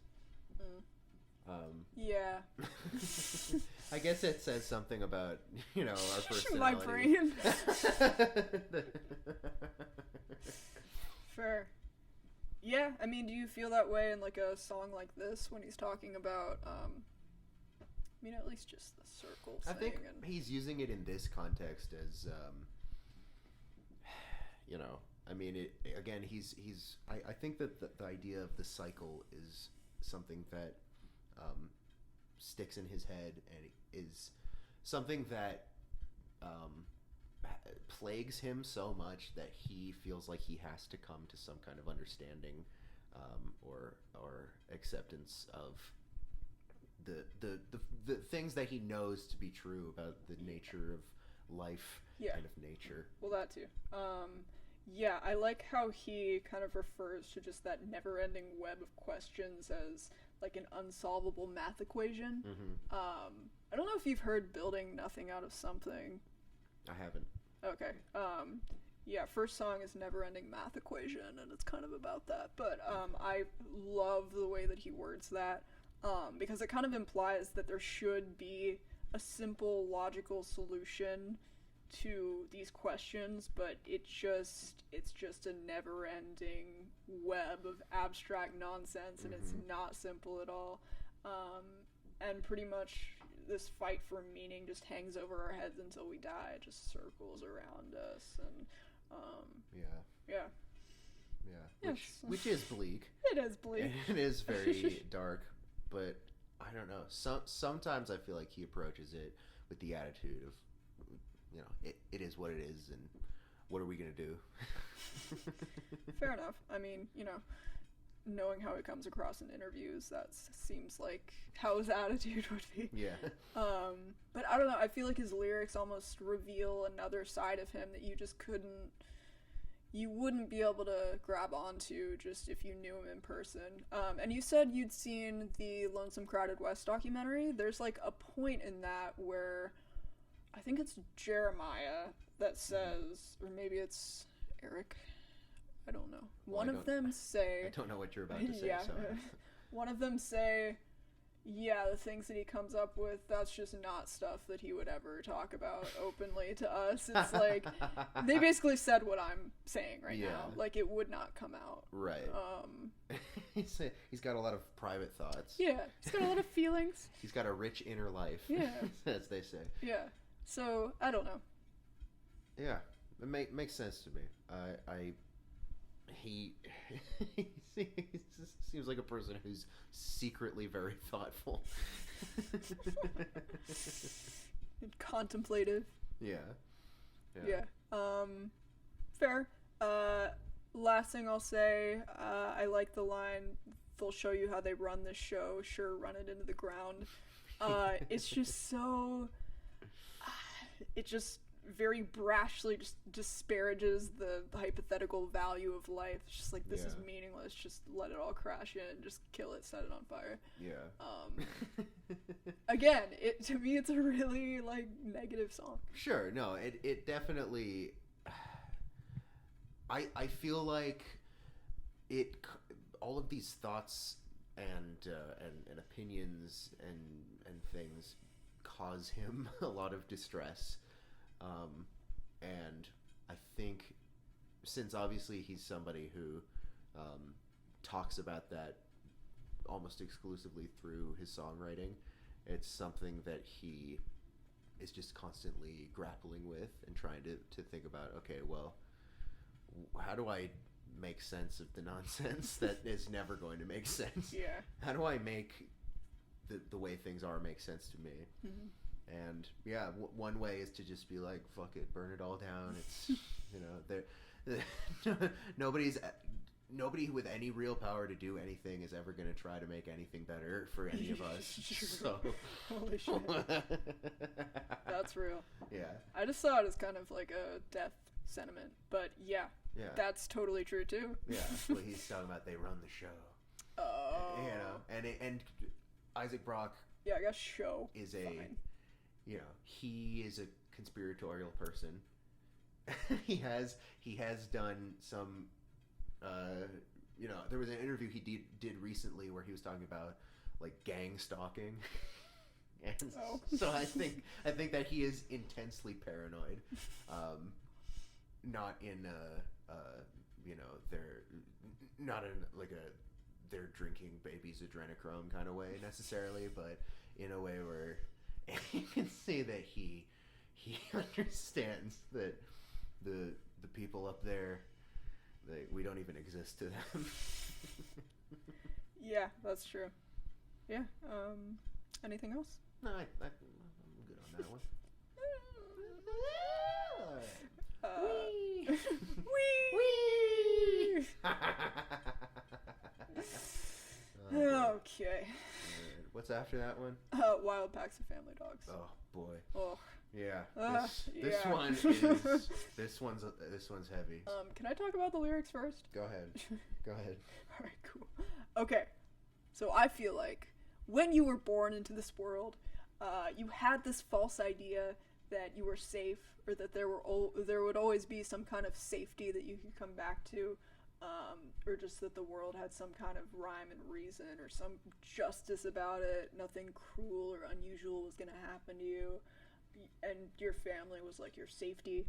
And then as you grow up, you kind of see that innocence slaughtered firsthand, through, say, traumas that maybe family members cause you, the way your family members die, and you just see that security kind of dissolve, I guess. Or just outside forces that are just, that's, Yeah, as you grow up, you learn.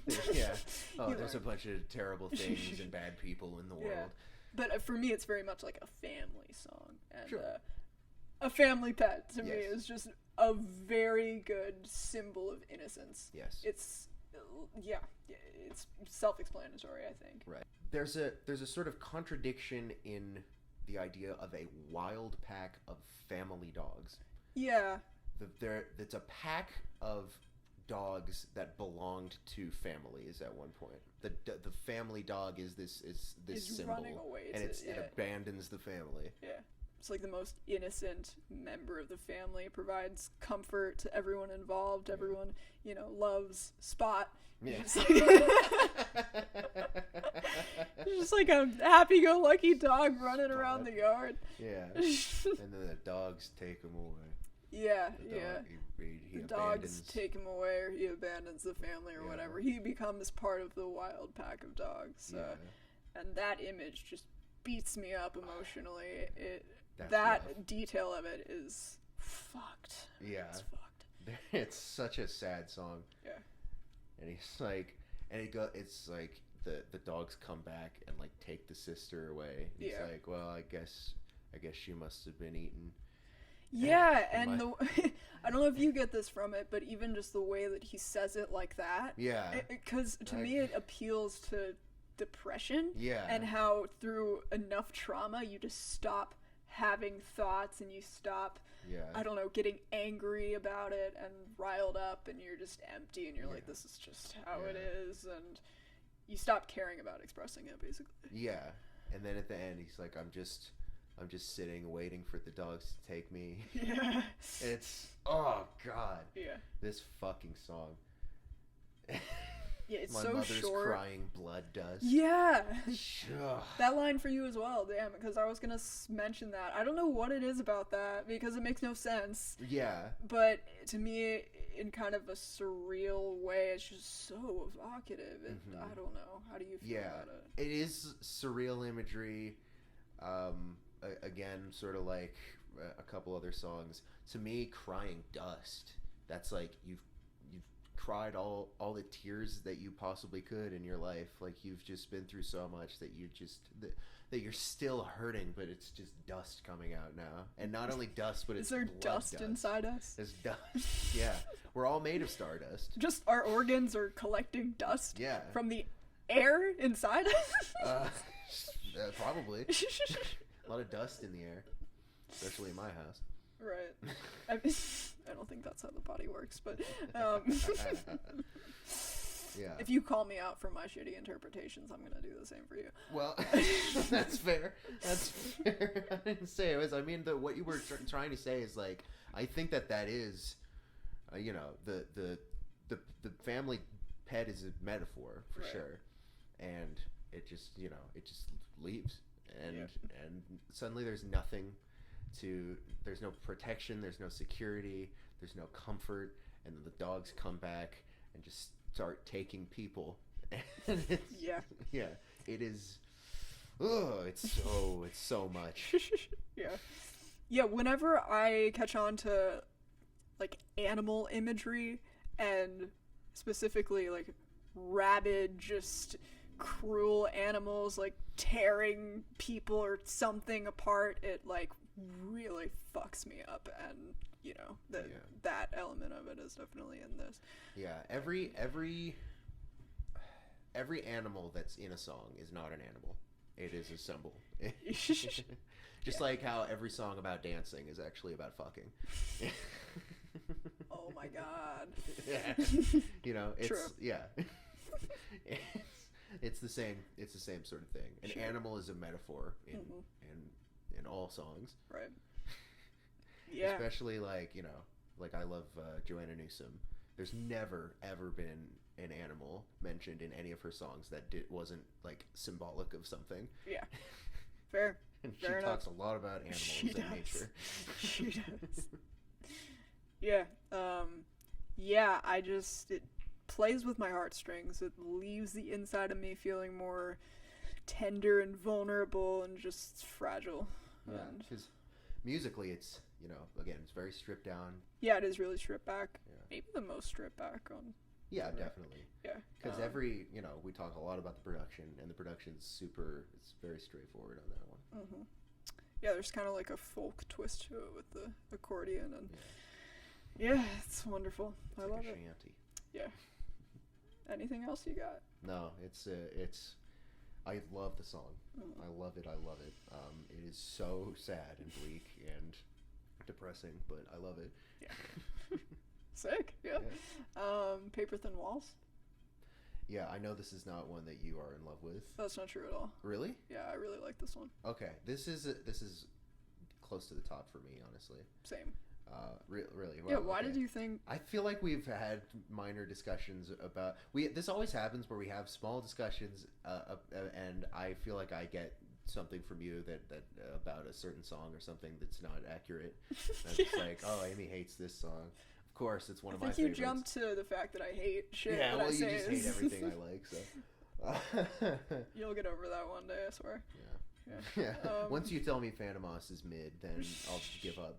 You'll get numb. Yeah.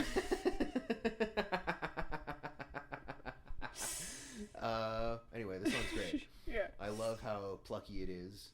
Plucky. Yeah, it's plucky. It's like... Yeah, it's peppy. Yeah, there's a lot of pep. I think it's really funny. You know, it's sort of the opposite of other songs about isolation, where you could feel like the presence of other people. The walls are paper thin. Everyone hears everyone. Everyone's a voyeurist. They're watching me watch them watch me. Yeah. Is that the opposite of... Well, it's like wanting to be away from people. Sure. Yeah. But it's, I guess you could say. It's being in a situation where you're uncomfortable. Yeah. It's been agreed the whole world stinks, so no one's taking showers anymore. Great That's so metaphor. fucking so funny. Good. And then everyone wants two of them and half of everyone else who's around. True. Everyone's got an ego. Yeah. Yeah. Yeah. That's funny to me. Yeah. I just love would you call that the verse? Because it is when it goes into that slower part, I feel like that's the chorus. Toe the time to toe the time. line to tax the time. Tax the time that you don't know. I don't know. Because the verses are the same. So there's also laugh hard. There's a long way to the. Yeah, that. Oh, and fuck, God, when he says, "I can't be blamed for nothing anymore." Yeah. Oh, God.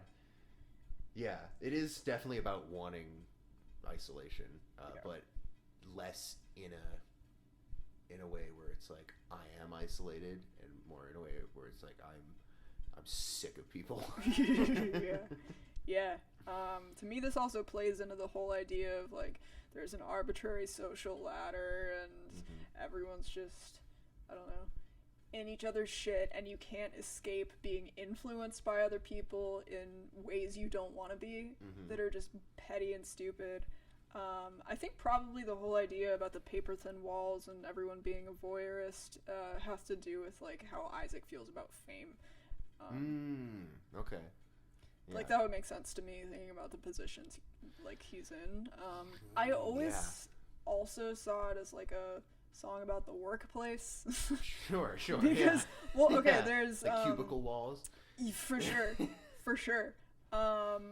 There's toe the line to tax the time, and toe the line means obey authority. Sure. Tax the time I get confused with because you would think that like I don't know.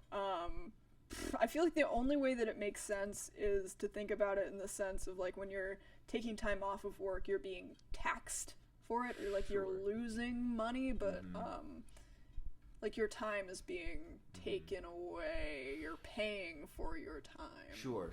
Yeah. Yeah. I can't think of a better read.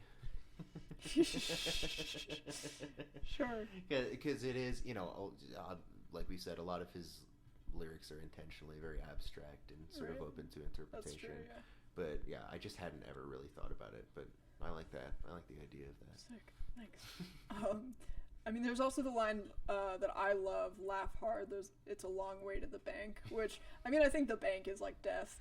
Like, sure. I think, the way I think of it, it's like, well, we're here, and, everything that gave us a sense of meaning is over, and now all we have is our jobs, which bank, like, the financial element of that very much reminds me of, like, what were we talking about with, like, you have to pay for your time, and a bank is just a very, like, gross, stiff, white-collar kind of environment, you know? You know the expression, laughing all the way to the bank. Oh, no. Yeah, so it's like, I think it's like I always read it as a sort of like a fuck you, because laughing all the way to the bank, it's like, I'm just on my merry way towards my,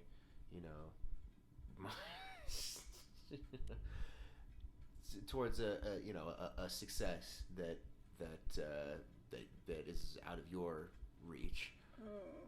Or I don't know if I'm explaining it very, very well, but so it's more of like, I'm gonna do this and be better than all you fucks.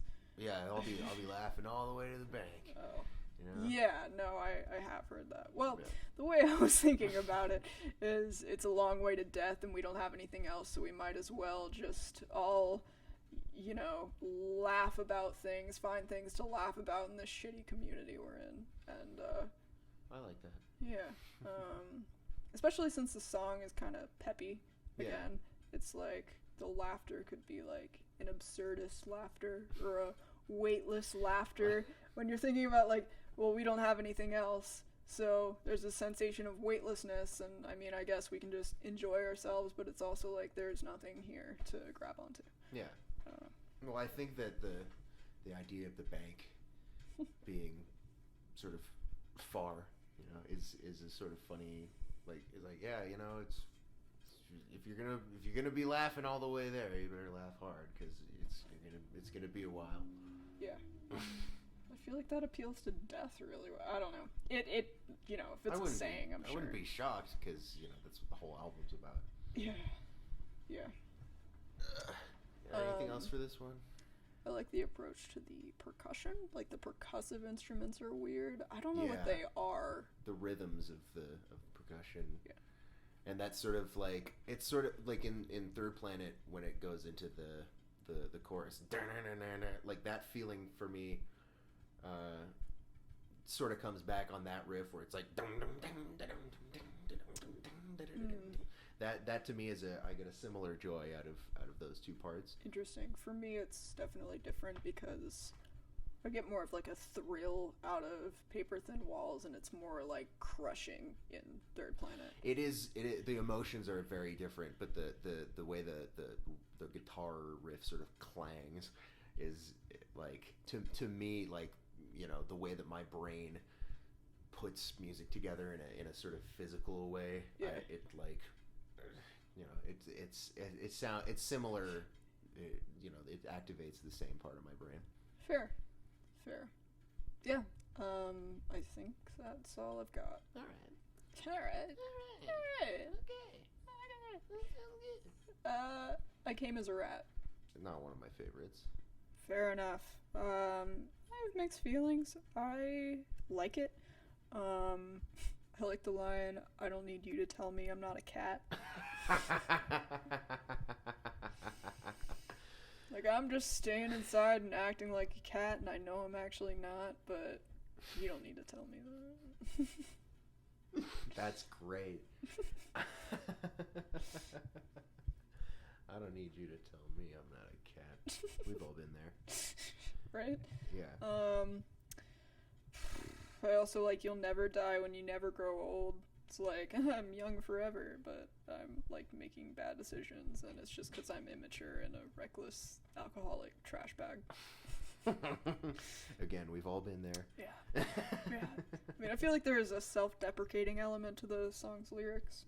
But yeah, I mean, I came as a rat. Yeah. You know? I came.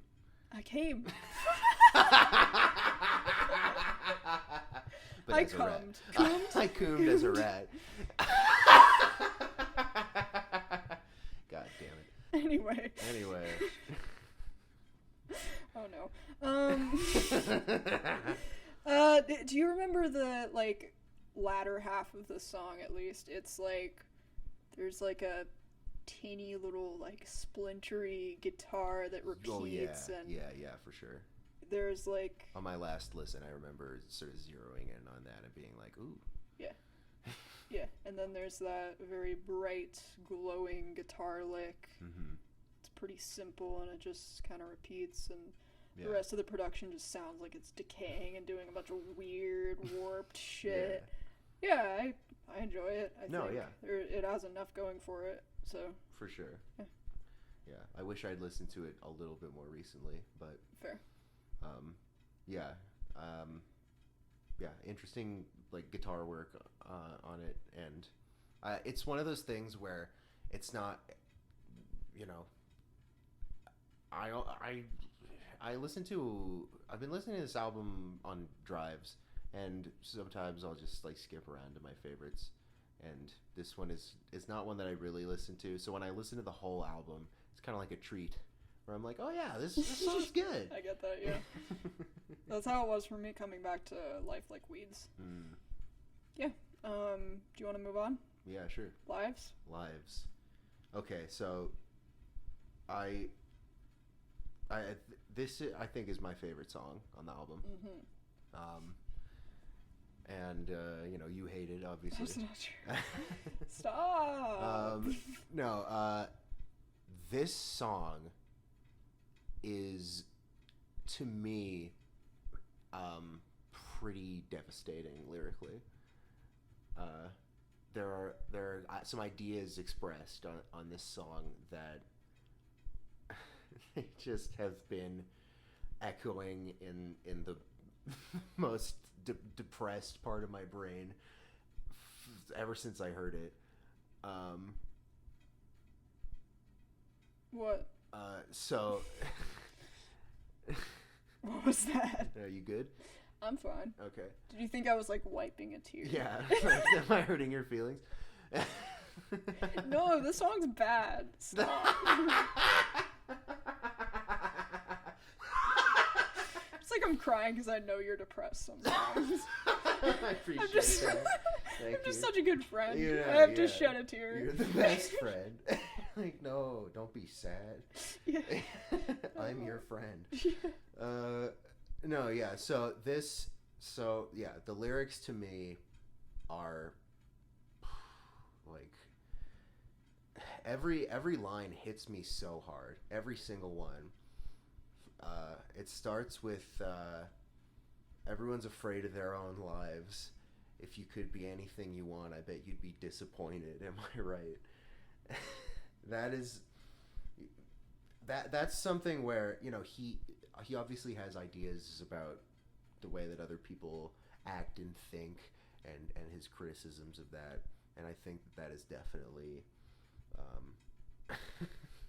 you know, he has to have at least a sense of optimism or hope, or just a struggle, or a desire to find meaning, because he's looking at someone who is completely defeatist and just feeling sorry for themselves, and he's like, look at you.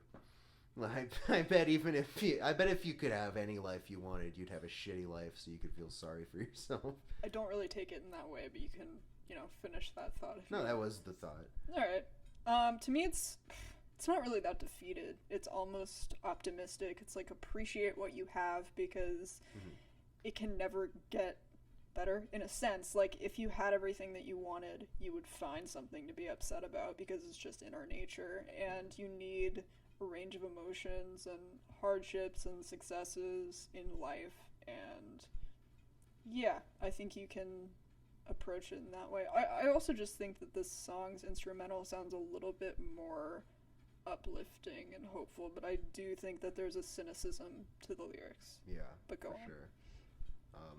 Yeah, no, I totally get that. So then he says, no one really knows the ones they love.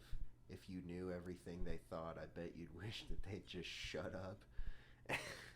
Yep. And that is also very cutting, because I think he understands that everybody has a lot of things going on internally that they would and could never express, just because, we have to we have to get along with other people, and you can't just you can't say everything that you think, but in that way it is hard to, when you think about it in that way, it's hard to feel like you can truly know someone, just because you can't know the things that their brain comes up with that they know are just completely unacceptable to express. Yeah, well, yeah, you were talking about this before. I'd never really thought about that line. I mean, I kind of, down to my core, hate this sentiment, because, yeah, I also want to know people, and I want to feel like they know me, and there's such a distance that most people remain at from other people for their whole lives. Even the people that you get close to, you don't fully know. And it's almost even more heartbreaking to me that you only ever get close to such a tiny fraction of people. But I don't know. It's just an interesting idea to me, because I walk around all the time and I think, like... that everyone hates you? No! Not at all. It's not what I was gonna say at all. Stop putting words in my mouth. No, so I'm into philosophy and music reviewing, and are you? Yeah, and reading, and I slowly transitioned from sort of a painter's mindset to a writer's mindset, which means I'm constantly overthinking in bad and I think good ways. And there's so much in my head that I walk around and wish I could express to people, but I know I can't, because it's not appropriate to just throw it out. And the amount of conversations you can have where that stuff can actually come out are so few and far between, and it's frustrating, and there's so much more to a person than just what we see. We only see how they present themselves socially. Sure. And it sucks. But, I don't know, when you brought up this line, I just started to see it in kind of a different way. It's just realistic and cynical. It's like, if I were to do that, people would be like, shut up. Yeah. Yeah. Go on. Well, I sort of think, like, it is something that, you know, the paranoid part of your brain thinks about. Like, what do other people think of me? But at the same time, I feel like people are what they do and not so much what they think, because all of us thinks crazy things all the time, and I think what we do and like what we do for other people, how we talk to other people, that says more about us than just the random thoughts that just pop up in our head. I disagree, but oh, do you? yeah, I think certain, I don't know, at times people can't do what they want to do because they're afraid, or they feel like they have to be a certain way because of how things work socially. And I feel like there's, I don't know, with a lot of people there's probably a disconnect between what they project and how they want to be, how Sure. they want to act, and what they think about. Sure. And there's probably redeeming qualities to people that will never come out. Like, I feel like there's, if you were to know everything a person thinks about, you would find some special shit in there. But, yeah. Yeah, I think that there's, as far as what other people, how other people perceive you, they can't perceive you based on things that you think unless you say them. So to me, you know, they say actions speak louder than words. I think that they also speak louder than thoughts. And in truth, you could be somebody who has many good things has many good feelings and thoughts and opinions about all things and all people. But I don't know if that has value unless you express them. I feel like people water down their personalities to not seem weird or like they're too much. That's true. So I don't know. I definitely do that. I just feel like people are afraid of how people are going to perceive them, and then they become a different person outwardly than they actually are. Yeah. This isn't so much like me saying like what I think determines the value of other people personally. I just think that this is it's just a general sense of what it takes to be understood. Sure, yeah. We're getting very deep. I mean, yeah, I just took it in a very personal way, I think. I mean, why? What? Why? What do you mean, why? Why did you take it so personally? It just offended me. Oh, okay. Sorry. No, I mean, I was thinking about it very subjectively because I know that, like, I related to it in a way that is maybe very specific to me. Also, okay, so the line, "My hell comes from inside myself, why fight this?" I think about that in relation to these sentiments because to me it reminds me of trying to solve my problems mentally. Yeah. When I can't. And Yeah. it's like at some point you're like, why am I just, you know, Oh, yeah. continuing to, like, I don't know, try to have more thoughts, I guess. Sure. Yeah. But I don't like agree with this stuff for the most part. With So what? it's like that you should think that no one wants to hear what you think about, and that everyone would want you to shut up if you were talking. I don't know. Like, I feel like it's, you know, maybe it's true to a degree, but, like, I'm not gonna, like... You're talking about the lyric. Yeah. I'm not gonna decide that's true. I'm still gonna think about fulfilling conversations I could have with people in the future and think more. Sure. Yeah. I think what it is that because, I think people, a lot of times keep their most vicious thoughts and criticisms of other people to themselves. It's just like, if you could hear all of those thoughts, you'd be like, fuck you. Well, yeah, you'd be like, fuck you, but you wouldn't think, I wish you would just shut up. Because that's more like, oh, you're so annoying, It's not like, damn, that was uncalled for. Mm-hmm. Like, it's like, you shouldn't think that. But for me, this is more appealing to, you have too much going on in your head, you need to chill, Mm-hmm. I guess there's a lot of ways to interpret it. Yeah, fair, yeah. Do you have more? Sure, yeah. He says, what is it? It's, you were the dull sound of sharp math when you were alive. I was hoping you would bring that up. No one's gonna play the harp when you die. Yeah. Whoa.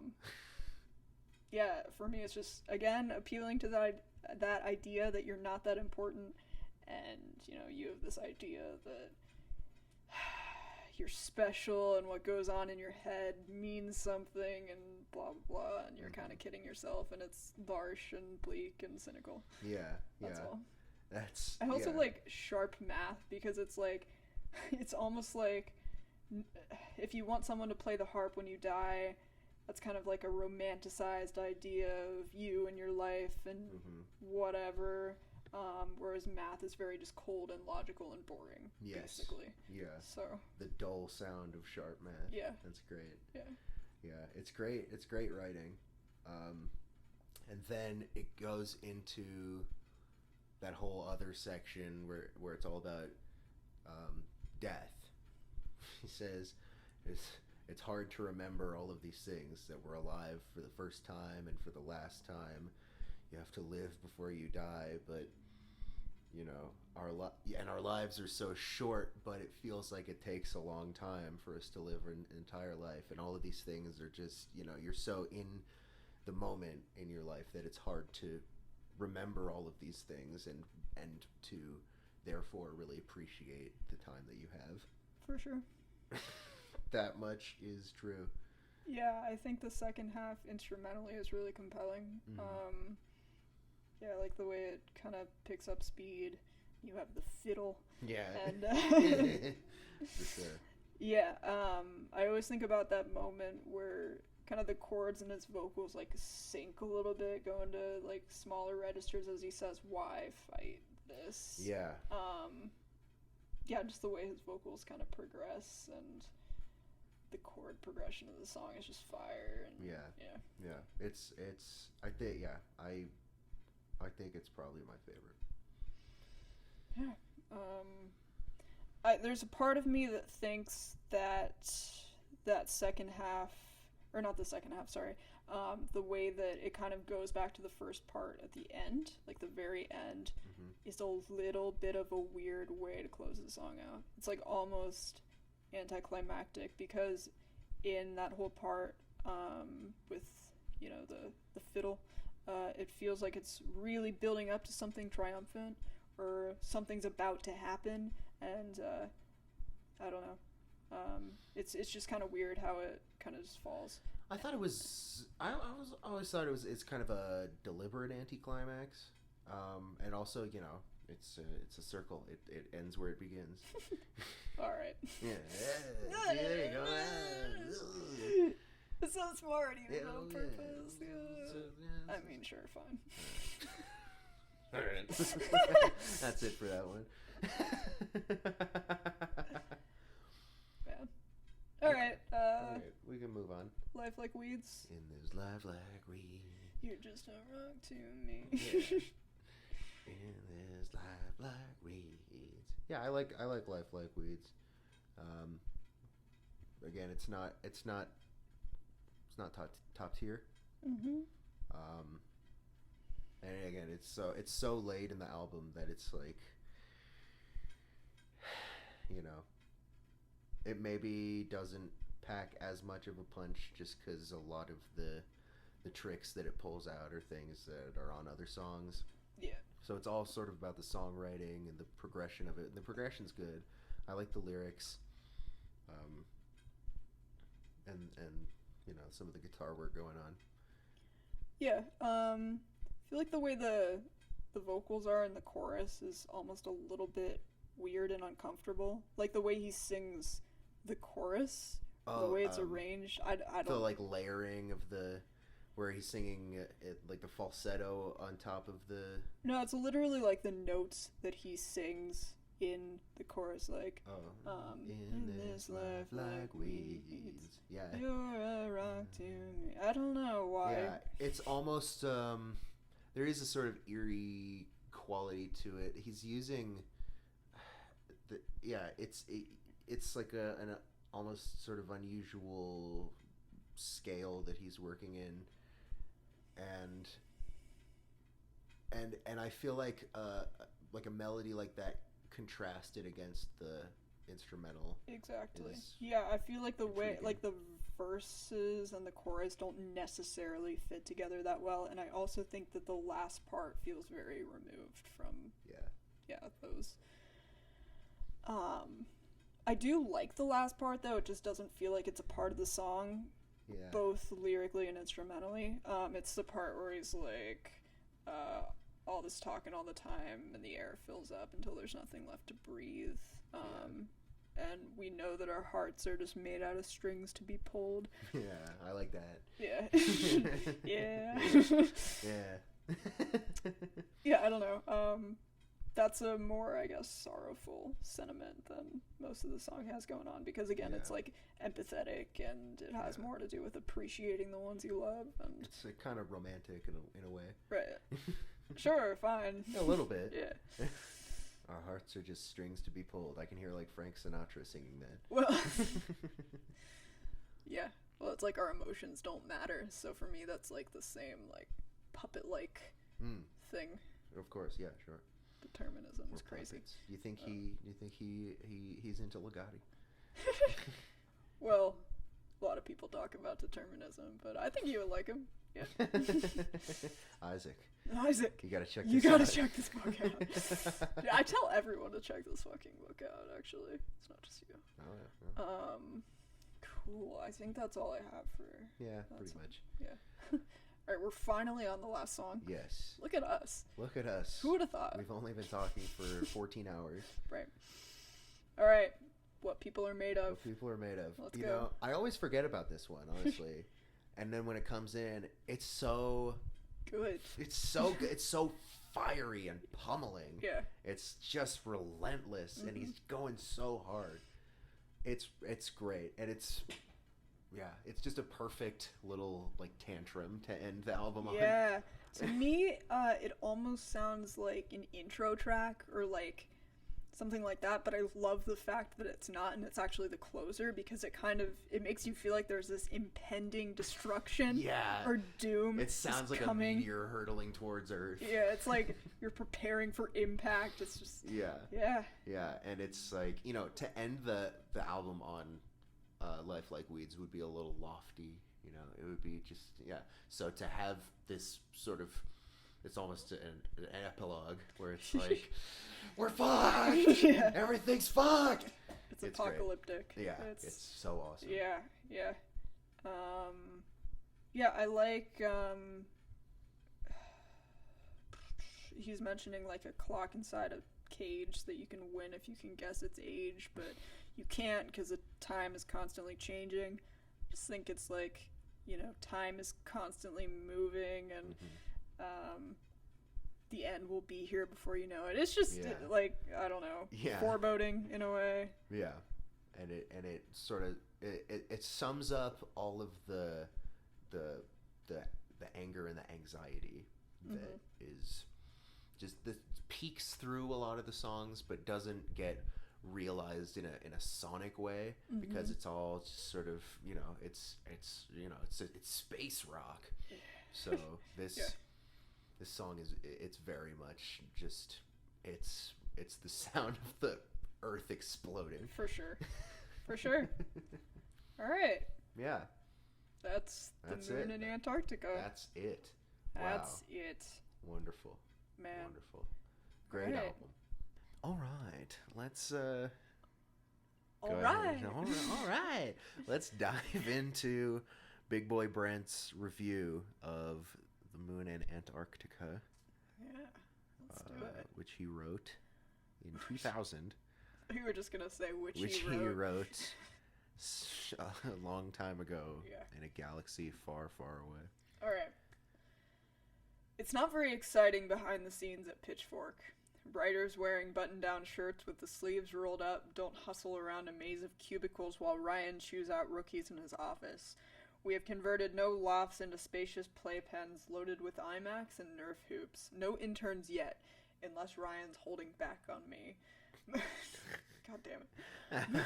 Mostly we sit around discussing music, and this isn't even done in the photogenic setting of a stoop or a coffee shop. We talk about music constantly on the internet, which admittedly is geeky. Hey, settle down. Plus, we're not even trying to sell anything on the internet, further compounding our stubbornness. Some lady beat us to the punch with our farming equipment site at pitchfork.com, but we're still looking into erakes.com. Fucking... But We're not trying to sell anything. But you're still making money. What the fuck? I think he's trying to impress upon us the idea that like Pitchfork is it's a concept. You know, it's not a place. It's just a state of mind. Right. They hadn't yet set up their headquarters in the World Trade Center. Yeah.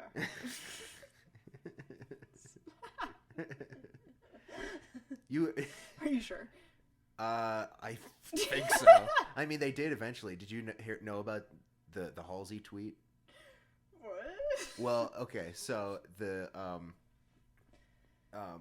Pitchfork operates out of the World Trade Building. Seriously? Yes, and one time they gave Halsey like a mediocre review, and Halsey was like, "Can the basement that they run Pitchfork out of just blow up already?" Oh my god, that's not a joke. I don't think they knew. I'll give Halsey the benefit of the doubt on that one. Well, I mean, it's not a joke that they're literally, like, their headquarters are in I think, yeah, the something World like that. Trade Center? I thought Yeah. that was, like Like the World... you just being No, funny. like the current World Trade Building. Oh my god, okay. That's... Yeah, like the... Yeah, if I'm not mistaken, that's where Pitchfork operates out of. What the fuck? Which is so funny. It is! I full-heartedly thought you were joking. No. Oh my god. Yeah, you know you really don't have a fun job when there are no Nerf hoops. Nerf hoops. Brent just fucking doing 360 dunks. Oh my god, yeah.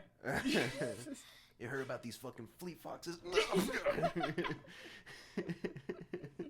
Shit. Yeah, man.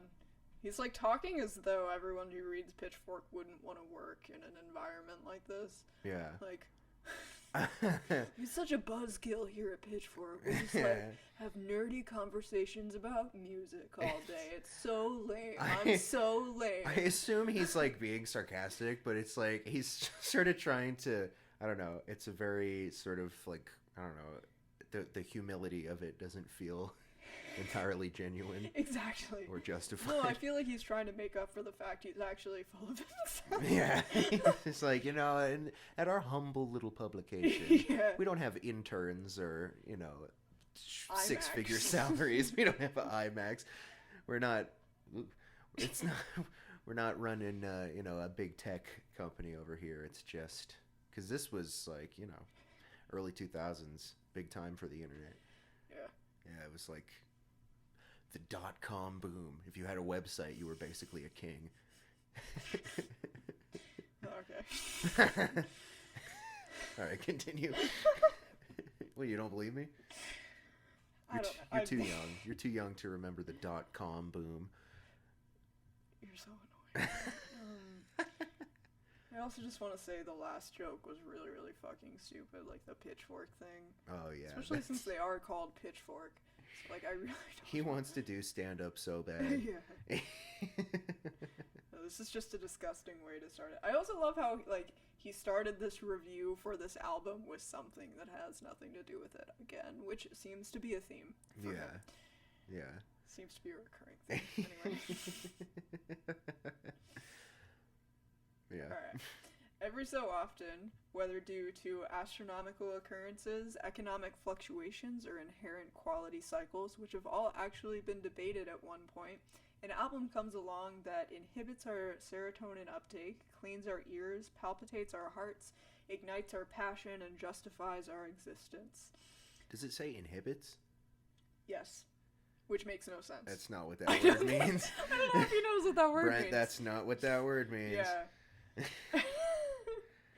Maybe there's like, if I were to give him the benefit of the doubt, I would think there's some definition that I don't know about. Like, maybe but, that's... I mean, that's like the opposite, though. Yeah, I would think so. Holds back our serotonin uptake. Yeah.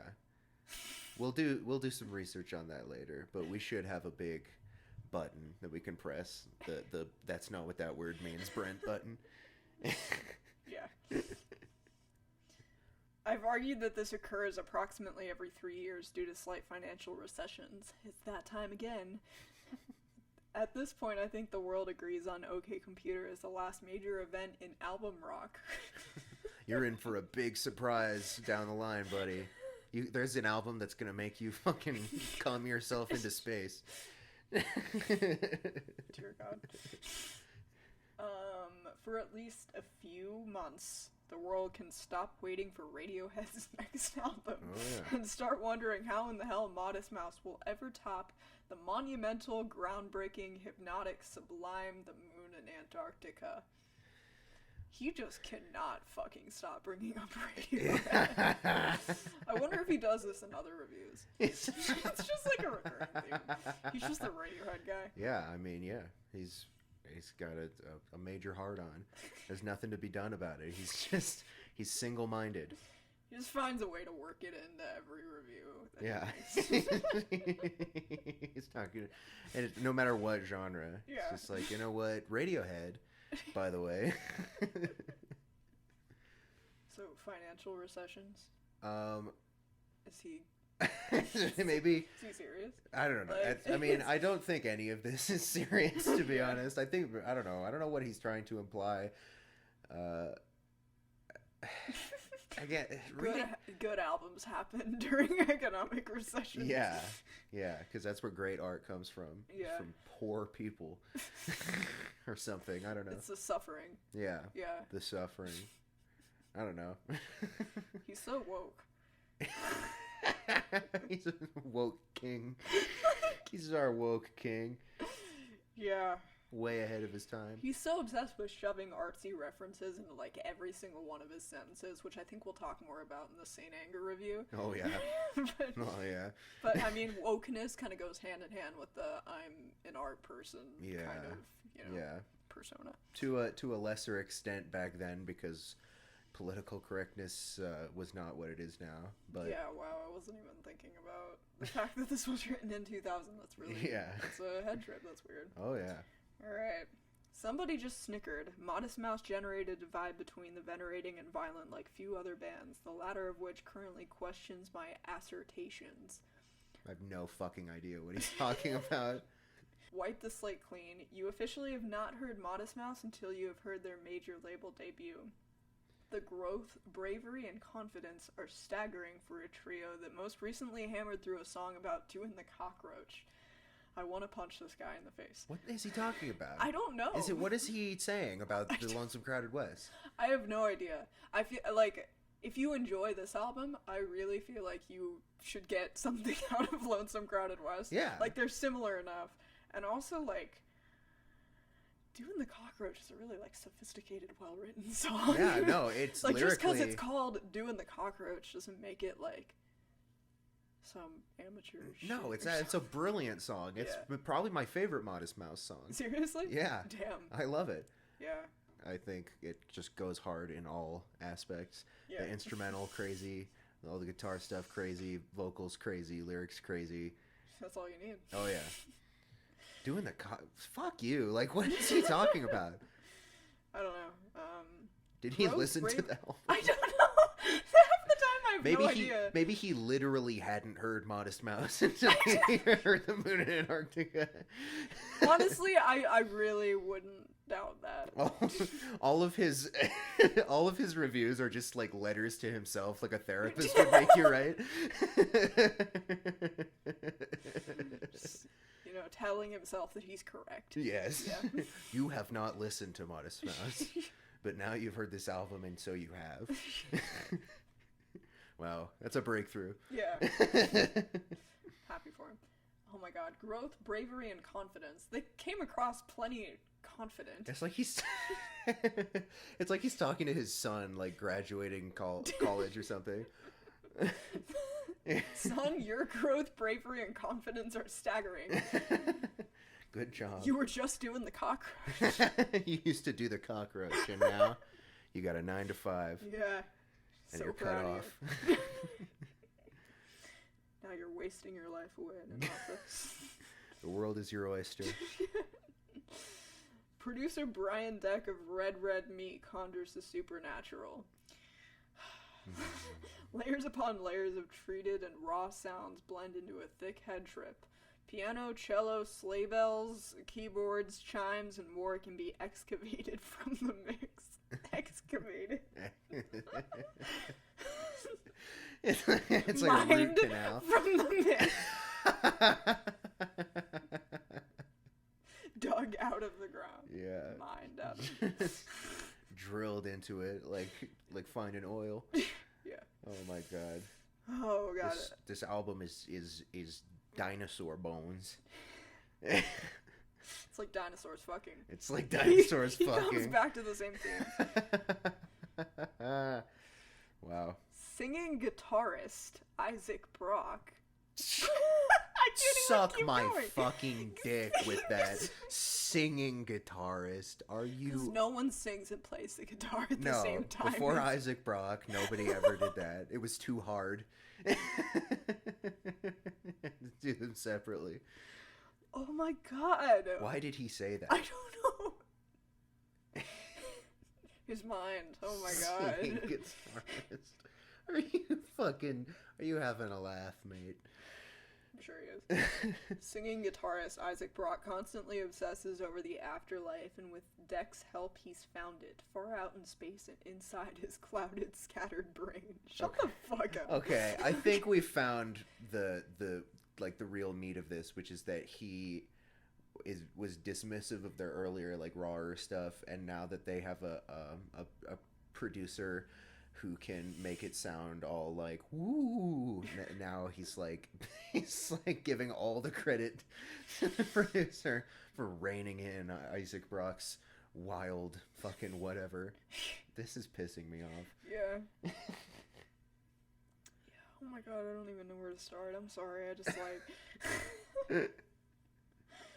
oh man, he's found the afterlife. I mean, most of the album is about death. Yeah. And there not being any hope. Mm-hmm. Far out in space and inside his clouded, scattered brain. Whoa. Deep inside his twisted mind. He's insulting this man. Yeah. I mean, I wouldn't think he would get along that well with Isaac. Oh no, yeah. I can't imagine. Yeah, I don't know. Third Planet opens the record innocently enough. Isaac plucks a lovely, fluttering acoustic bed before he admits everything that keeps us together is falling apart. Admits. It's the first fucking thing he says. All right, I gotta level with you. He's coming clean. I know it's been all sunshine and rainbows thus far, but everything that keeps me together is falling apart. God. Sorry to deceive you. Honest king.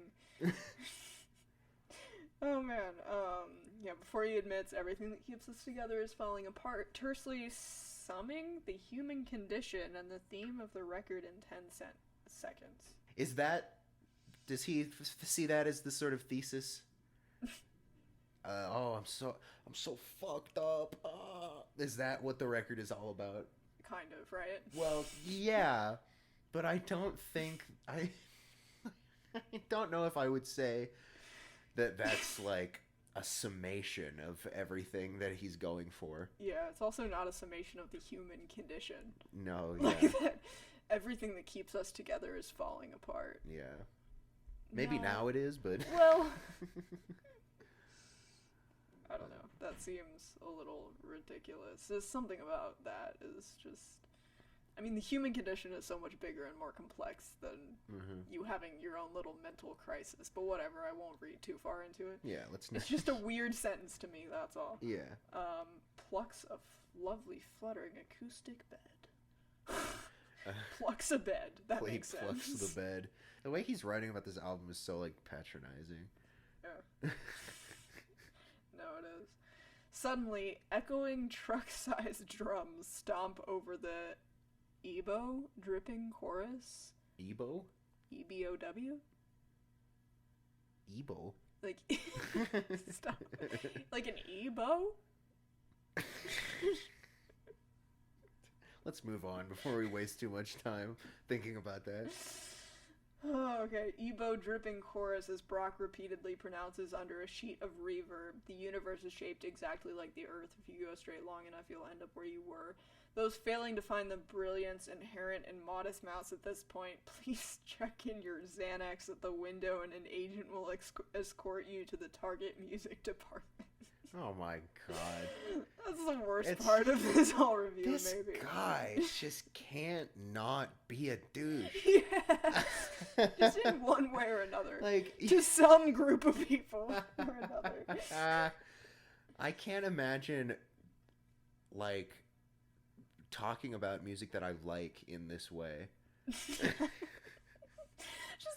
like, all people who shop at Target for music are apparently, like... Yeah. Go buy your fucking Christina Aguilera album, you piece of shit. I'll be listening to Modest Mouse. You could have probably bought this at Target, right? I mean, it was on a major label, right? Yeah, I don't know. I mean, I think they were still pretty, like, underground until, like, Float On and...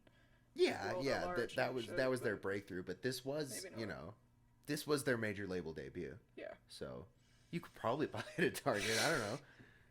Like, I just don't get how, like, somehow he found a way to work in just... He's just insulting a group of people that is just completely irrelevant. The pop music listening audience is catching strays from Brent over here. Big boy Brent, just like, hey, by the way, I am better than you because I listen to this album. Yeah. Oh man. God, I'm really upset now. Like, we're barely into it, and I'm like, man, I'm so angry. Yeah. I understand. It's like subtle. Yeah. The things that are annoying about it are like in the nuance of review. By the time track 2, Gravity Rides Everything, begins with backwards drums, strums, and plucks, it's quite evident Modest Mouse have traveled well beyond their past. The song's percussion relies on jacked drumstick claps and electro bongos as no less than 5 guitar tracks float on aching melodies. Deck's hands keep the affair shimmering and clear, in what will undoubtedly vault him into the echelon of Friedman's and Godrich's. This is what I'm saying. Friedman's? Friedman's? Friedman, probably. Yeah. This is what I'm saying. He's like, this album is good. Thank God they found this genius producer to turn their fucking indie rock, like, bullshit into something that actually sounds good. Yeah. Like, what the... Shut up! He did give it a 9.8, so, the band has to be doing some of the heavy lifting. Yeah. But, like, this is like the 8th time he's brought up the producer. It's like the 2nd time. He brought up Nigel Godrich, I think, once in the Kid A review. Yeah. Fair. Yeah, that's a decent point of comparison. Yeah, and it's also, I mean, he's trying to make it look like they caught lightning in a bottle. They had no talent until like somehow this album just fell into place. A bunch of scrappy nobodies without a lick of an idea of a song. Yeah. Laser guitar lines and Brock's wrath. His wrath.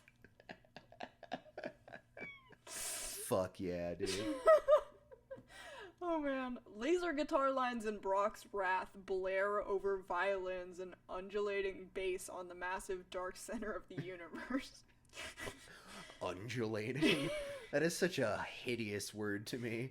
Oh yeah. I kind of like it. Undulating? I mean, I like it as a word. Yeah, right. I but not like... for... No. For this, I'm like, oh my god. Yeah. Undulating.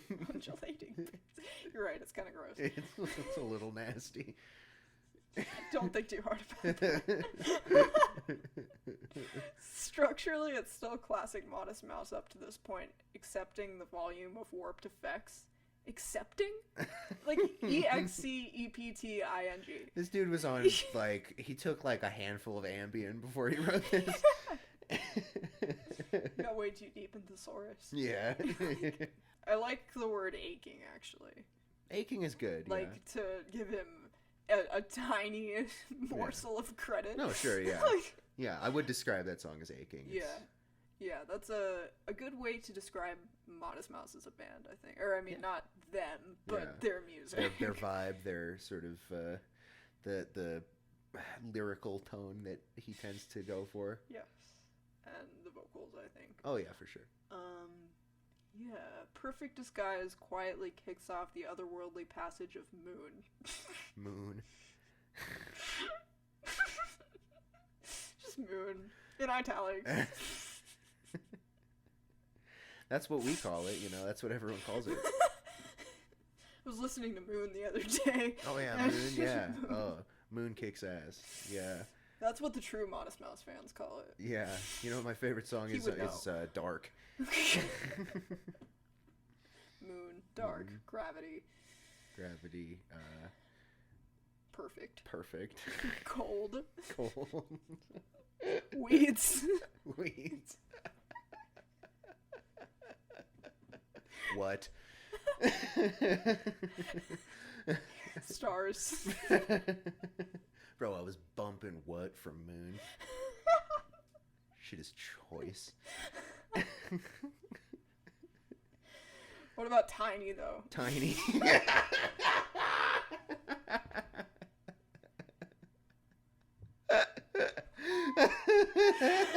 Tiny off the album Moon by Mouse. Tiny from Moon by Mouse.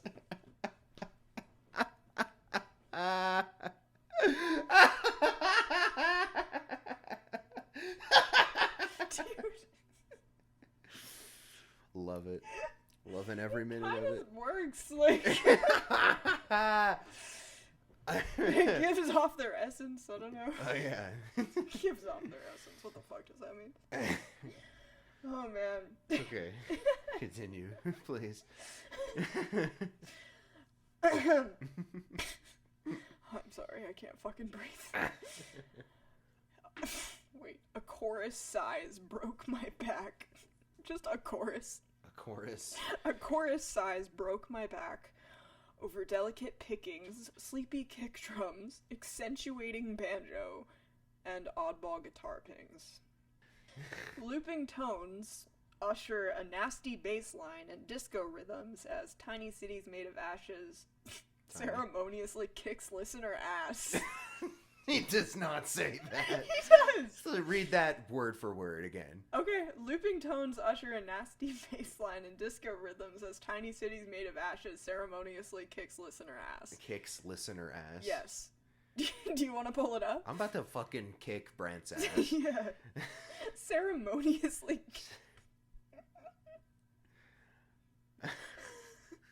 He's just listening to, you know what? This song is kind of like kicking my ass right now. Ceremoniously. Elegantly. It's kicking my ass hella fucking ceremoniously, dude. Oh It's like my it's God. like a whole ass kicking ceremony.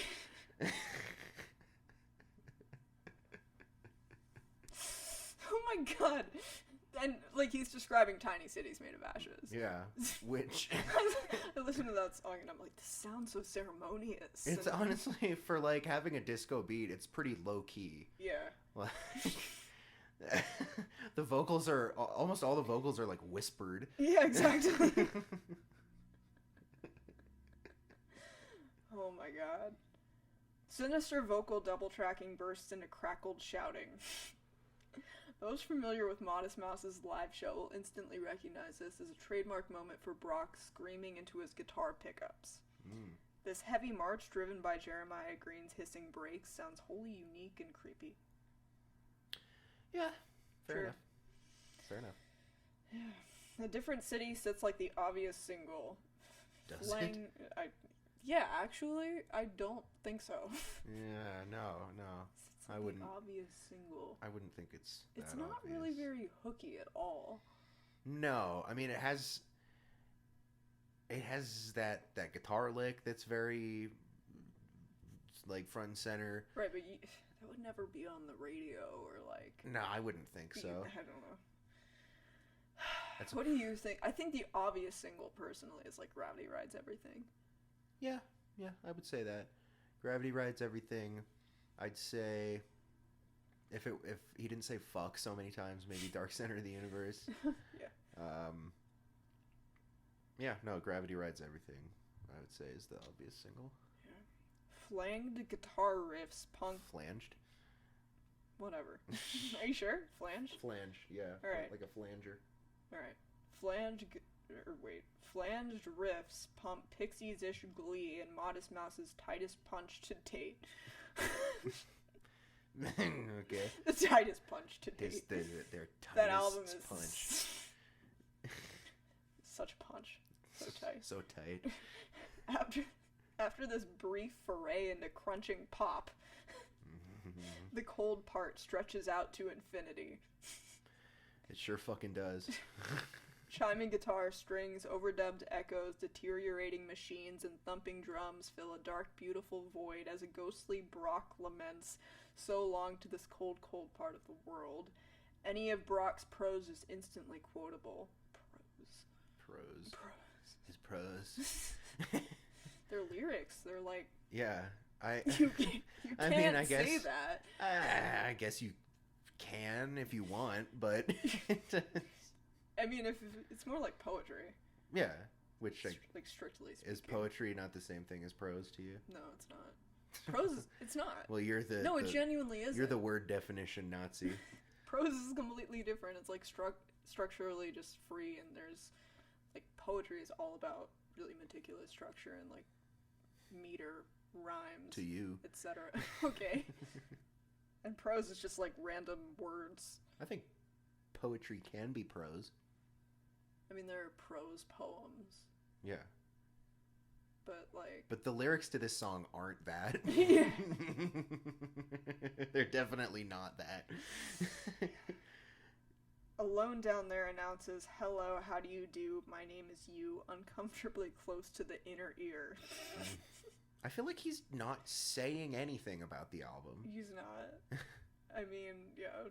He's just describing what's happening. Sure, yeah. Which, you know, whatever. That's what reviewers kind of do. Not everyone has 3 hours to listen to us ramble about how it makes us feel and shit. Yeah. So As the song crescendos with building, buzzing guitar, Modest Mouse distills Built to Spill's essence in 2 minutes. I don't... Distills built to spill. Built to damn. distill. The alliteration. Oh, yeah. I don't want you to be alone down there, Brock, please. Assonance. Angelic harmonies grant him his wish. Do they? I don't think... Are his harmonies solving the problem? I hope so. For that poor man's sake. I hope so. I hope you're right, Brent. Dear God. Oh man, crunching pop. I guess that's maybe kind of clever, whatever. The epic The Stars Are Projectors furthers the future of rock in grand gestures. Shifting between acoustic interludes and searing guitar over pounding drums, lyrics postulate the Descartesian notion that our world is merely an elaborate dreamscape. Okay. I'm sure you have thoughts about that. Yes. Pretty sharp for Northwestern punks. The pace soon accelerates as the song swirls into a sonic twister. Through studio trickery, warbling drums sound as if winds howl outside, prying the roof from above to snatch you into a maw of shrill violins and sheer feedback. All right. I mean, I don't know if I have a huge problem with that sentence. It's like, because I guess it does sound like that, but yeah, it just makes me think about like the Wizard of Oz. Isaac Brock on a little bicycle outside your window. I can see it. Yeah. To be honest.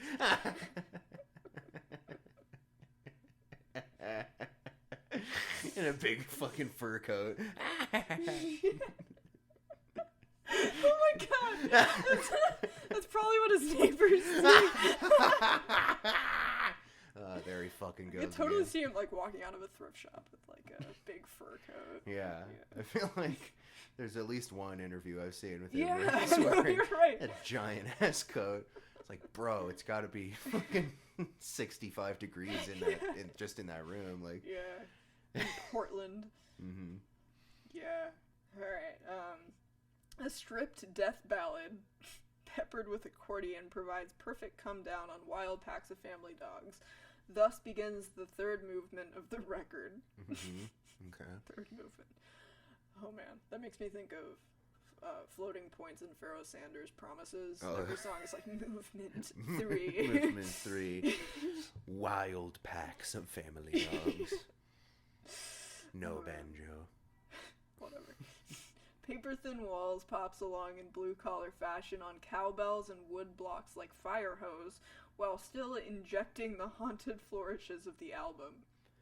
If Nirvana played folk with Massive Attack, it might end up a bit like I Came as a Rat. No, it would fucking not. No, it absolutely Neither of those fucking things would not. can be heard in that song. What the fuck do you mean? What is that supposed to mean? Nirvana and Massive Attack? And folk. And folk.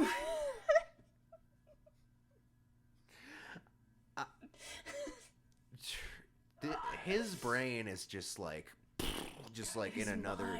His mind is so complex. It's and like complicated.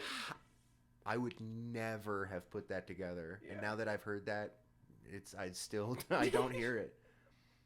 I'm trying to like picture the song in my head just so I can kind of like almost try to hear it, but like Unpopular opinion, but I think that if Nirvana played folk in collaboration with Massive Attack, it would probably sound like fucking shit.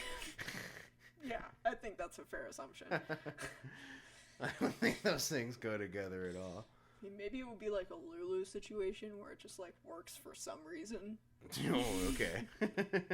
Not saying it's likely. Save your Lulu opinions for Saint Anger. You can go into that if you want. Wait, where? Did you bring up Lulu? No, I mean, it's just like another widely reviled album from Metallica. Fine. Standard power chords melt into astral tape manipulation. The calm, beautiful respite before the closing snarl comes in lives. It's hard to remember you live before you die, Brock sings over weeping strings. My hell comes from inside, he reminds. By the way, in case y'all forgot, my hell fucking comes from inside myself. Just to reiterate. Thank you for that. Oh, yeah, you're welcome. Yeah, Isaac Brock, how's it going? He reminds. I feel like I was sort of gleaning that from the rest of the album. How hard would it be to just say he reminds us? If you I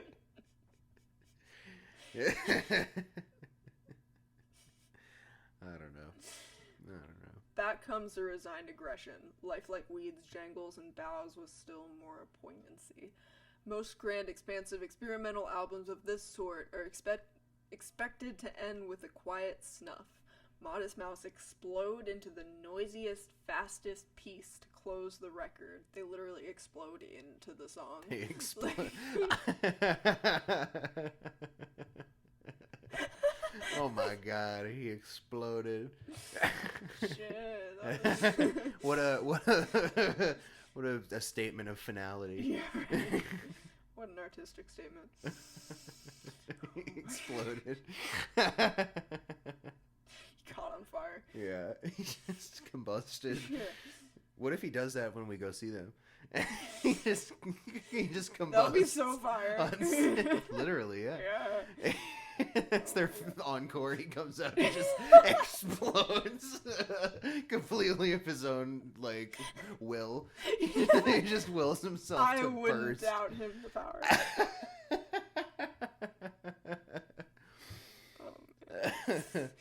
Well, and hopefully his chunks will recombine by the next date. So we can make the next Yeah. night, yeah. It's just part of the show every night.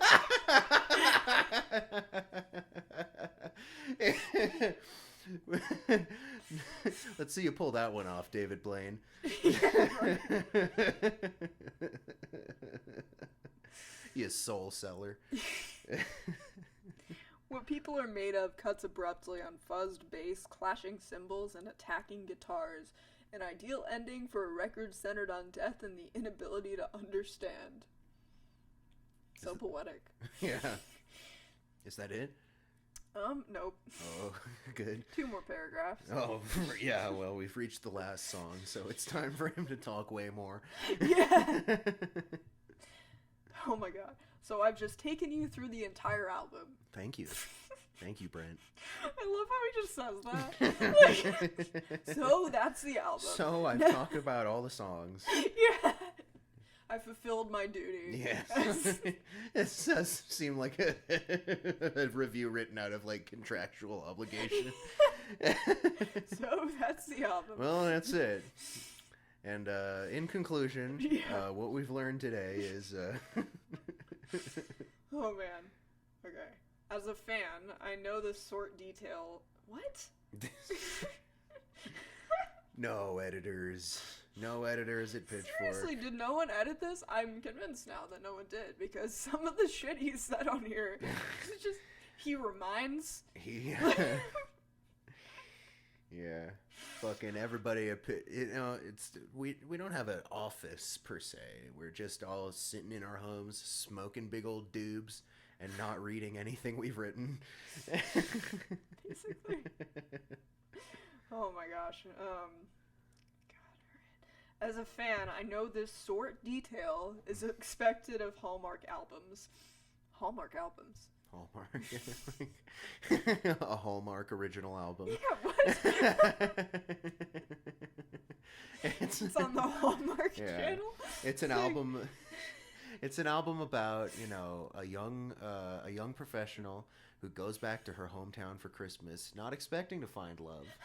But that just might be what she gets. Shout out to Walker Hayes. Oh my god, For that real? clip with Fantano that you got from the video. Yeah. So fucking hilarious. Oh I my love god. it so much. Really? Yeah. That was 2 minutes of him describing this movie. He just made he up. had to have just dreamt that up. He just went into a fugue.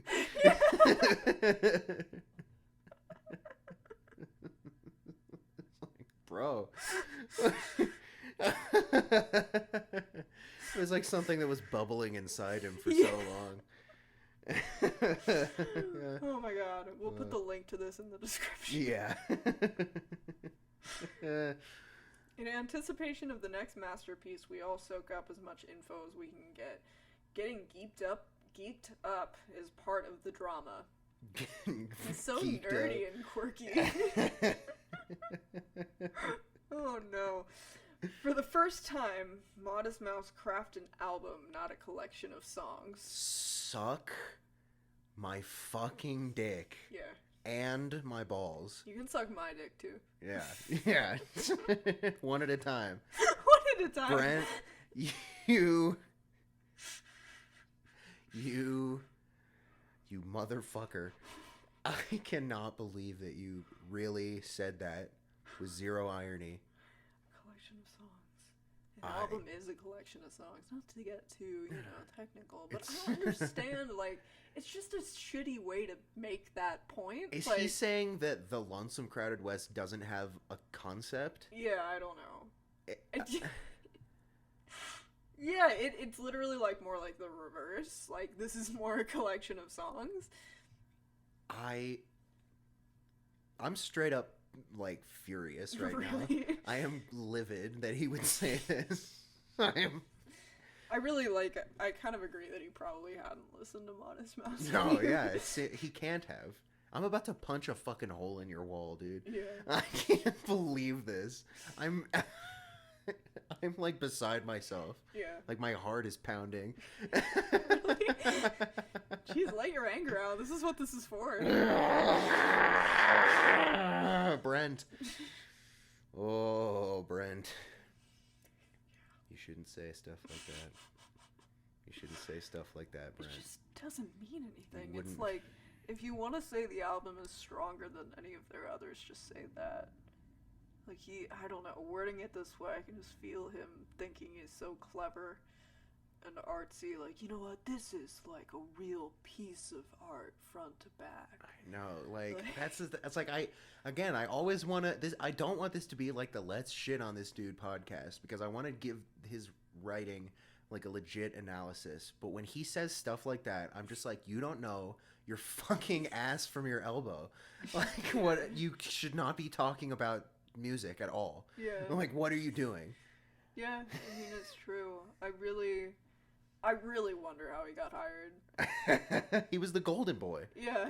He was Ryan Schreiber's golden boy. Yeah. And I don't know what he saw in this guy. Yeah. Legitimately. Like, again, I don't want to be clickbaity power.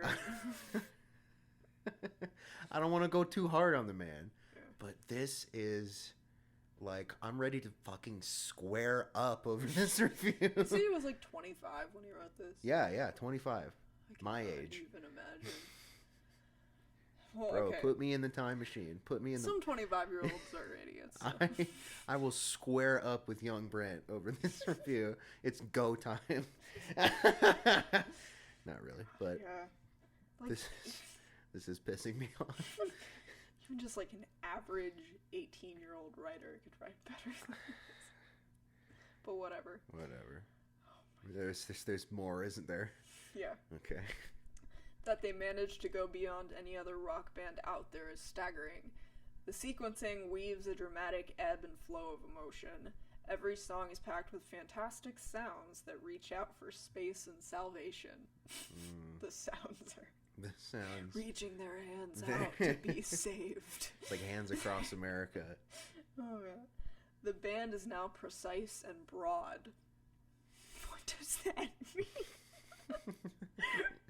Broad. They're fucking broad, dude. Eric Judy's fluid bass quietly escorts the ear subconsciously through the appropriate moods. Subconsciously? Does it? Does he know what that means? Does he do that? Is that what's happening? What? I'm exhausted. I'm exhausted. Oh my god.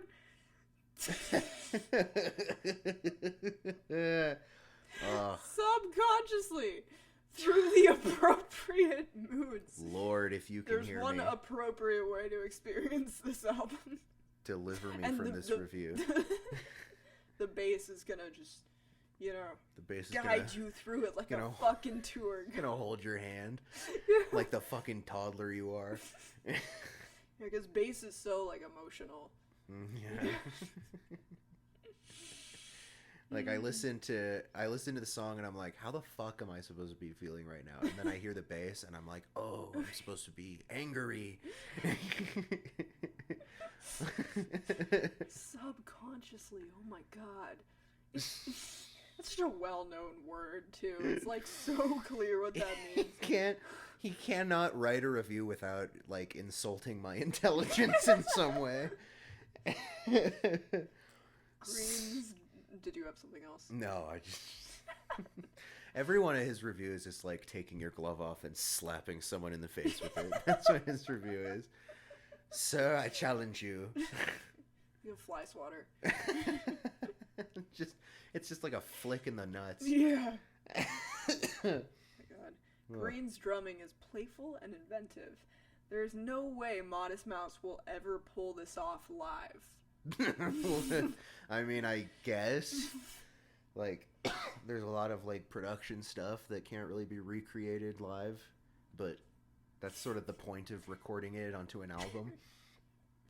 Yeah, you're right. He just keeps finding ways to like He's like negging the album.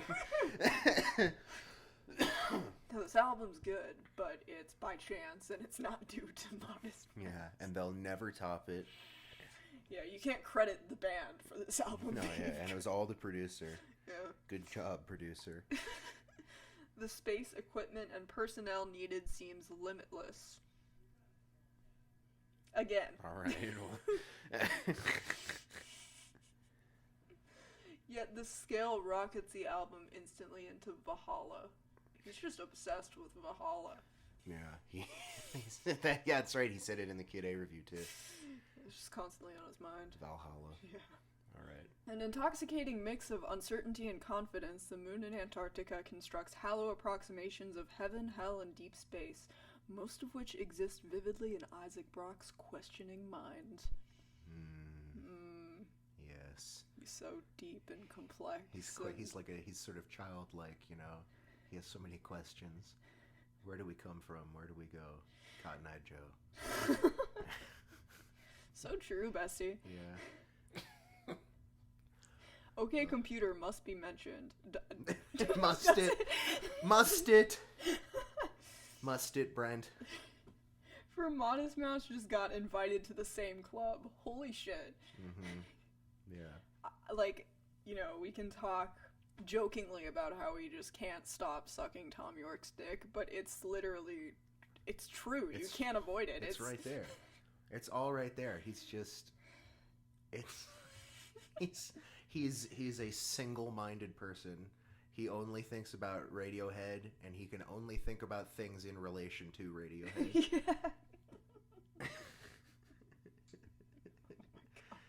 He's the biggest dork who ever fucking lived. Yeah. They can chat existentially in the sauna. Read that one more time. They can chat existentially in the sauna. I hate him. That's not a phrase, is it? Because I don't know why. I was under the impression that was like something people said. Oh, like it's a turn of phrase, like, hey, we can chat in the sauna, or like, no, that's Okay. just he's just imagining Tom York in a towel, getting all sweaty, talking to Isaac Brock about space. That's a terrible image. I know. Oh my I God. know. Like, That's, oh my god, that is like dreamlike. That's like some Yeah. surrealist shit. I mean, he's one of those guys where if he was a filmmaker, every movie that he made, there'd be things in it where you're like, oh, this is just his fetish. Yeah. It's like Dan Schneider with feet. Oh. It's like, yeah, Brent is like the Paul Schrader of album reviews. Yeah. Yeah. Whew. They can chat existentially in the sauna, but unlike Radiohead's unease at technology and quickening society, Modest Mouse grapple with the general conjectures of humankind. I feel like Radiohead do that too, Yeah. to an extent. Yeah, I mean, that's just a really vague thing to say. I feel like every artist kind of does that. Yeah. It's like, I feel like he doesn't even know about anything that he talks so passionately about. Well, definitely not the music, but maybe some other parts. Yeah. Maybe he knows what some of the words mean. Yeah. Because, you know, he's probably looking that stuff up just to make sure it, like, looks intelligent on a surface level. Yeah. But He Googled all the fancy words, and clearly he has a PhD in cum. So Stop. yeah, he does have interests. That's something only you would say. A PhD in cum. Yeah. Me and maybe Cupcake. Yeah. The title aptly entails the whole of the album. Sometimes the most spooky alien places are not too far off. Yeah. Ooh. Spooky. He said spooky. He said spooky. He's like, damn, I'm fucking out of words. Yeah. Just eerie. That's an easy one. Yeah. Eerie. He accidentally dropped his thesaurus in the toilet. He lost it for a day. He left it at work. Yeah. Like, oh fuck, what? Yeah. Scary, spooky. Yeah. Like... Let's just say the pages of his thesaurus got a little stuck together.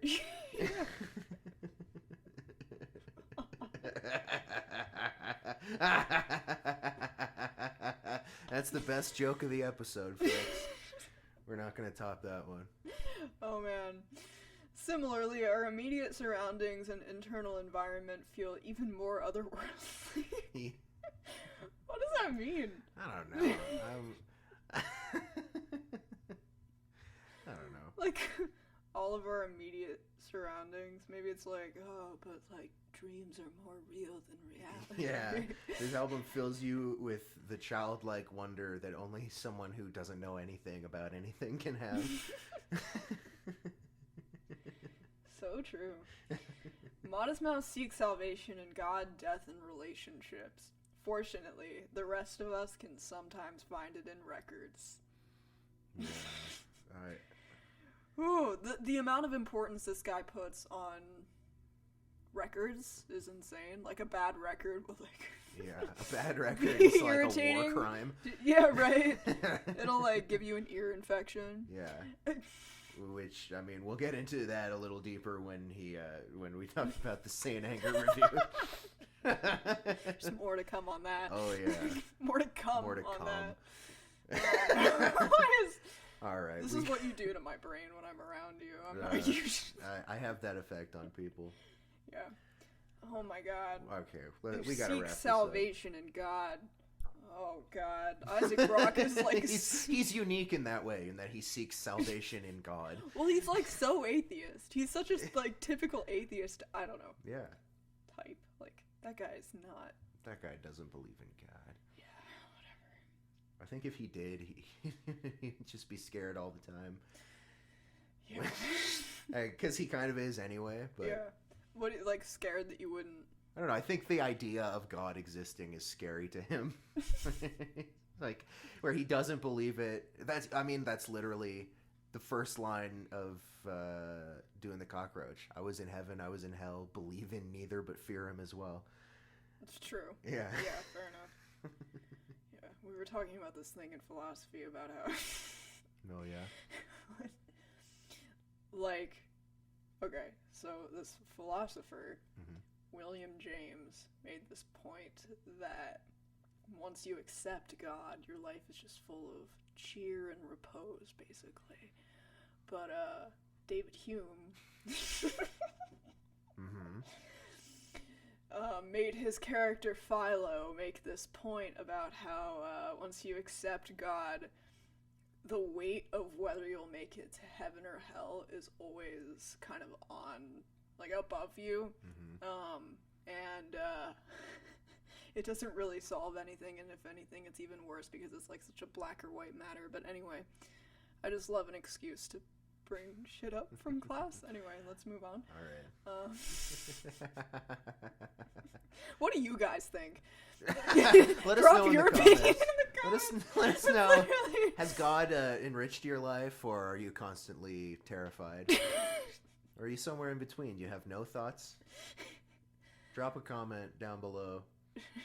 Make sure to subscribe. Top comment, we're gonna send a free copy of Saint Anger. Yes, we're gonna buy the Saint Anger CD DVD combo for $8.99. You get a free tote bag. Yes. Free tote bag. Free tote bag. A tote bag full of Fritos.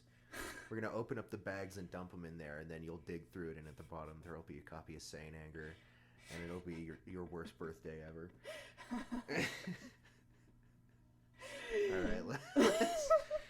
All right, that's the end of the review, I hope. Yes. Okay. What do we give? You hope. Yeah. Thankfully it is. Okay. What do you give it out of 10 as a review? Out of 10. Okay. Well, I hate this review because it's not like the Kid A review is a lot of fun to read because it's so just completely whacked out. Mm-hmm. This I really dislike the way that this is written because the attitude is incredibly condescending both to the reader and to the band. Yeah. Well, he was condescending in the Steely Dan review too. He was. Is it like I mean, I haven't read a lot of his reviews. Is it a recurring theme, would you say? Oh, sure, yeah. I mean, this is not specific to this review, but go on. You can still, factor that in. The difference is when he's being condescending about something that he thinks is bad, it's very... The smugness is somehow easier to digest because you understand that he is coming from a place of like superiority, where he's like this is bad and beneath me. But it makes so much less sense when he's talking about this album, which allegedly he enjoyed. Allegedly. Where he's talking... Witnesses report. Yeah. He enjoyed this.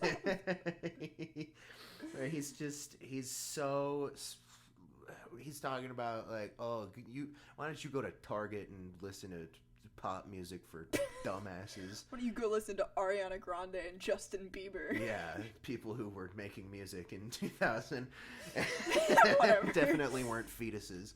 Right, whatever. But he's also, when he talks about the band itself, he's got this attitude of like, good job, guys. Look at you. Aw, you did it. You made a real good album you finally found a genius producer who could help you make a good album. And it's just like, I hate the way this review is written. It gets on my nerves. Genuinely pisses me off. So as far as a numerical score, I'm feeling like a 2.9. Okay. Yeah. What did you give the Kid A one? Do you remember? I think I gave it higher than that because just on pure entertainment value. Yeah. I had a lot of fun reading that. This I wanted to punch a hole straight through your wall. Yeah. I could tell. Okay, here's the thing. I feel like at least in the moments where he's describing what he likes about the songs, you can see where he's going with it. It actually, in points, is well written, honestly. Sure. I would say. I do know exactly what you're saying. I don't know if I am as mad, but I do definitely get where you're coming from. I just think when I read this, it comes across as a little subtler. Sure. More subtle than the Kid A review. It jumps out at you, and it's like, it's definitely there, and it's an aspect of it, but it's not the only thing that I'm paying attention to. But I get what you mean, and I don't know. I guess like the review, you can easily ignore his attitude because who the fuck cares? He just looks like an idiot. It's so easy to be like, oh, you're an idiot. I'm not gonna pay attention. Right. But whatever. I don't know. Like the Kid A review was fucking bad, like exceptionally bad, to the point where it's like knowing that a 25-year-old wrote that blows my mind. Mm-hmm. Yeah. But I mean, it's probably around the same score that I would give the Kid A review, like, because I know Really? exactly what you're saying. It's just, Okay. yeah, Maybe a little more. I don't know. I can't remember what I gave the Kid A1. I feel like with all of his reviews, they're just somewhere between the 2 and 4 range. Right. Like What's your gut say? 3. 3? 3.0? 3.3. 3.3. There we go. Yeah, All right. I'm feeling the 3s. Getting down to it. All right. Well, that's one in the books.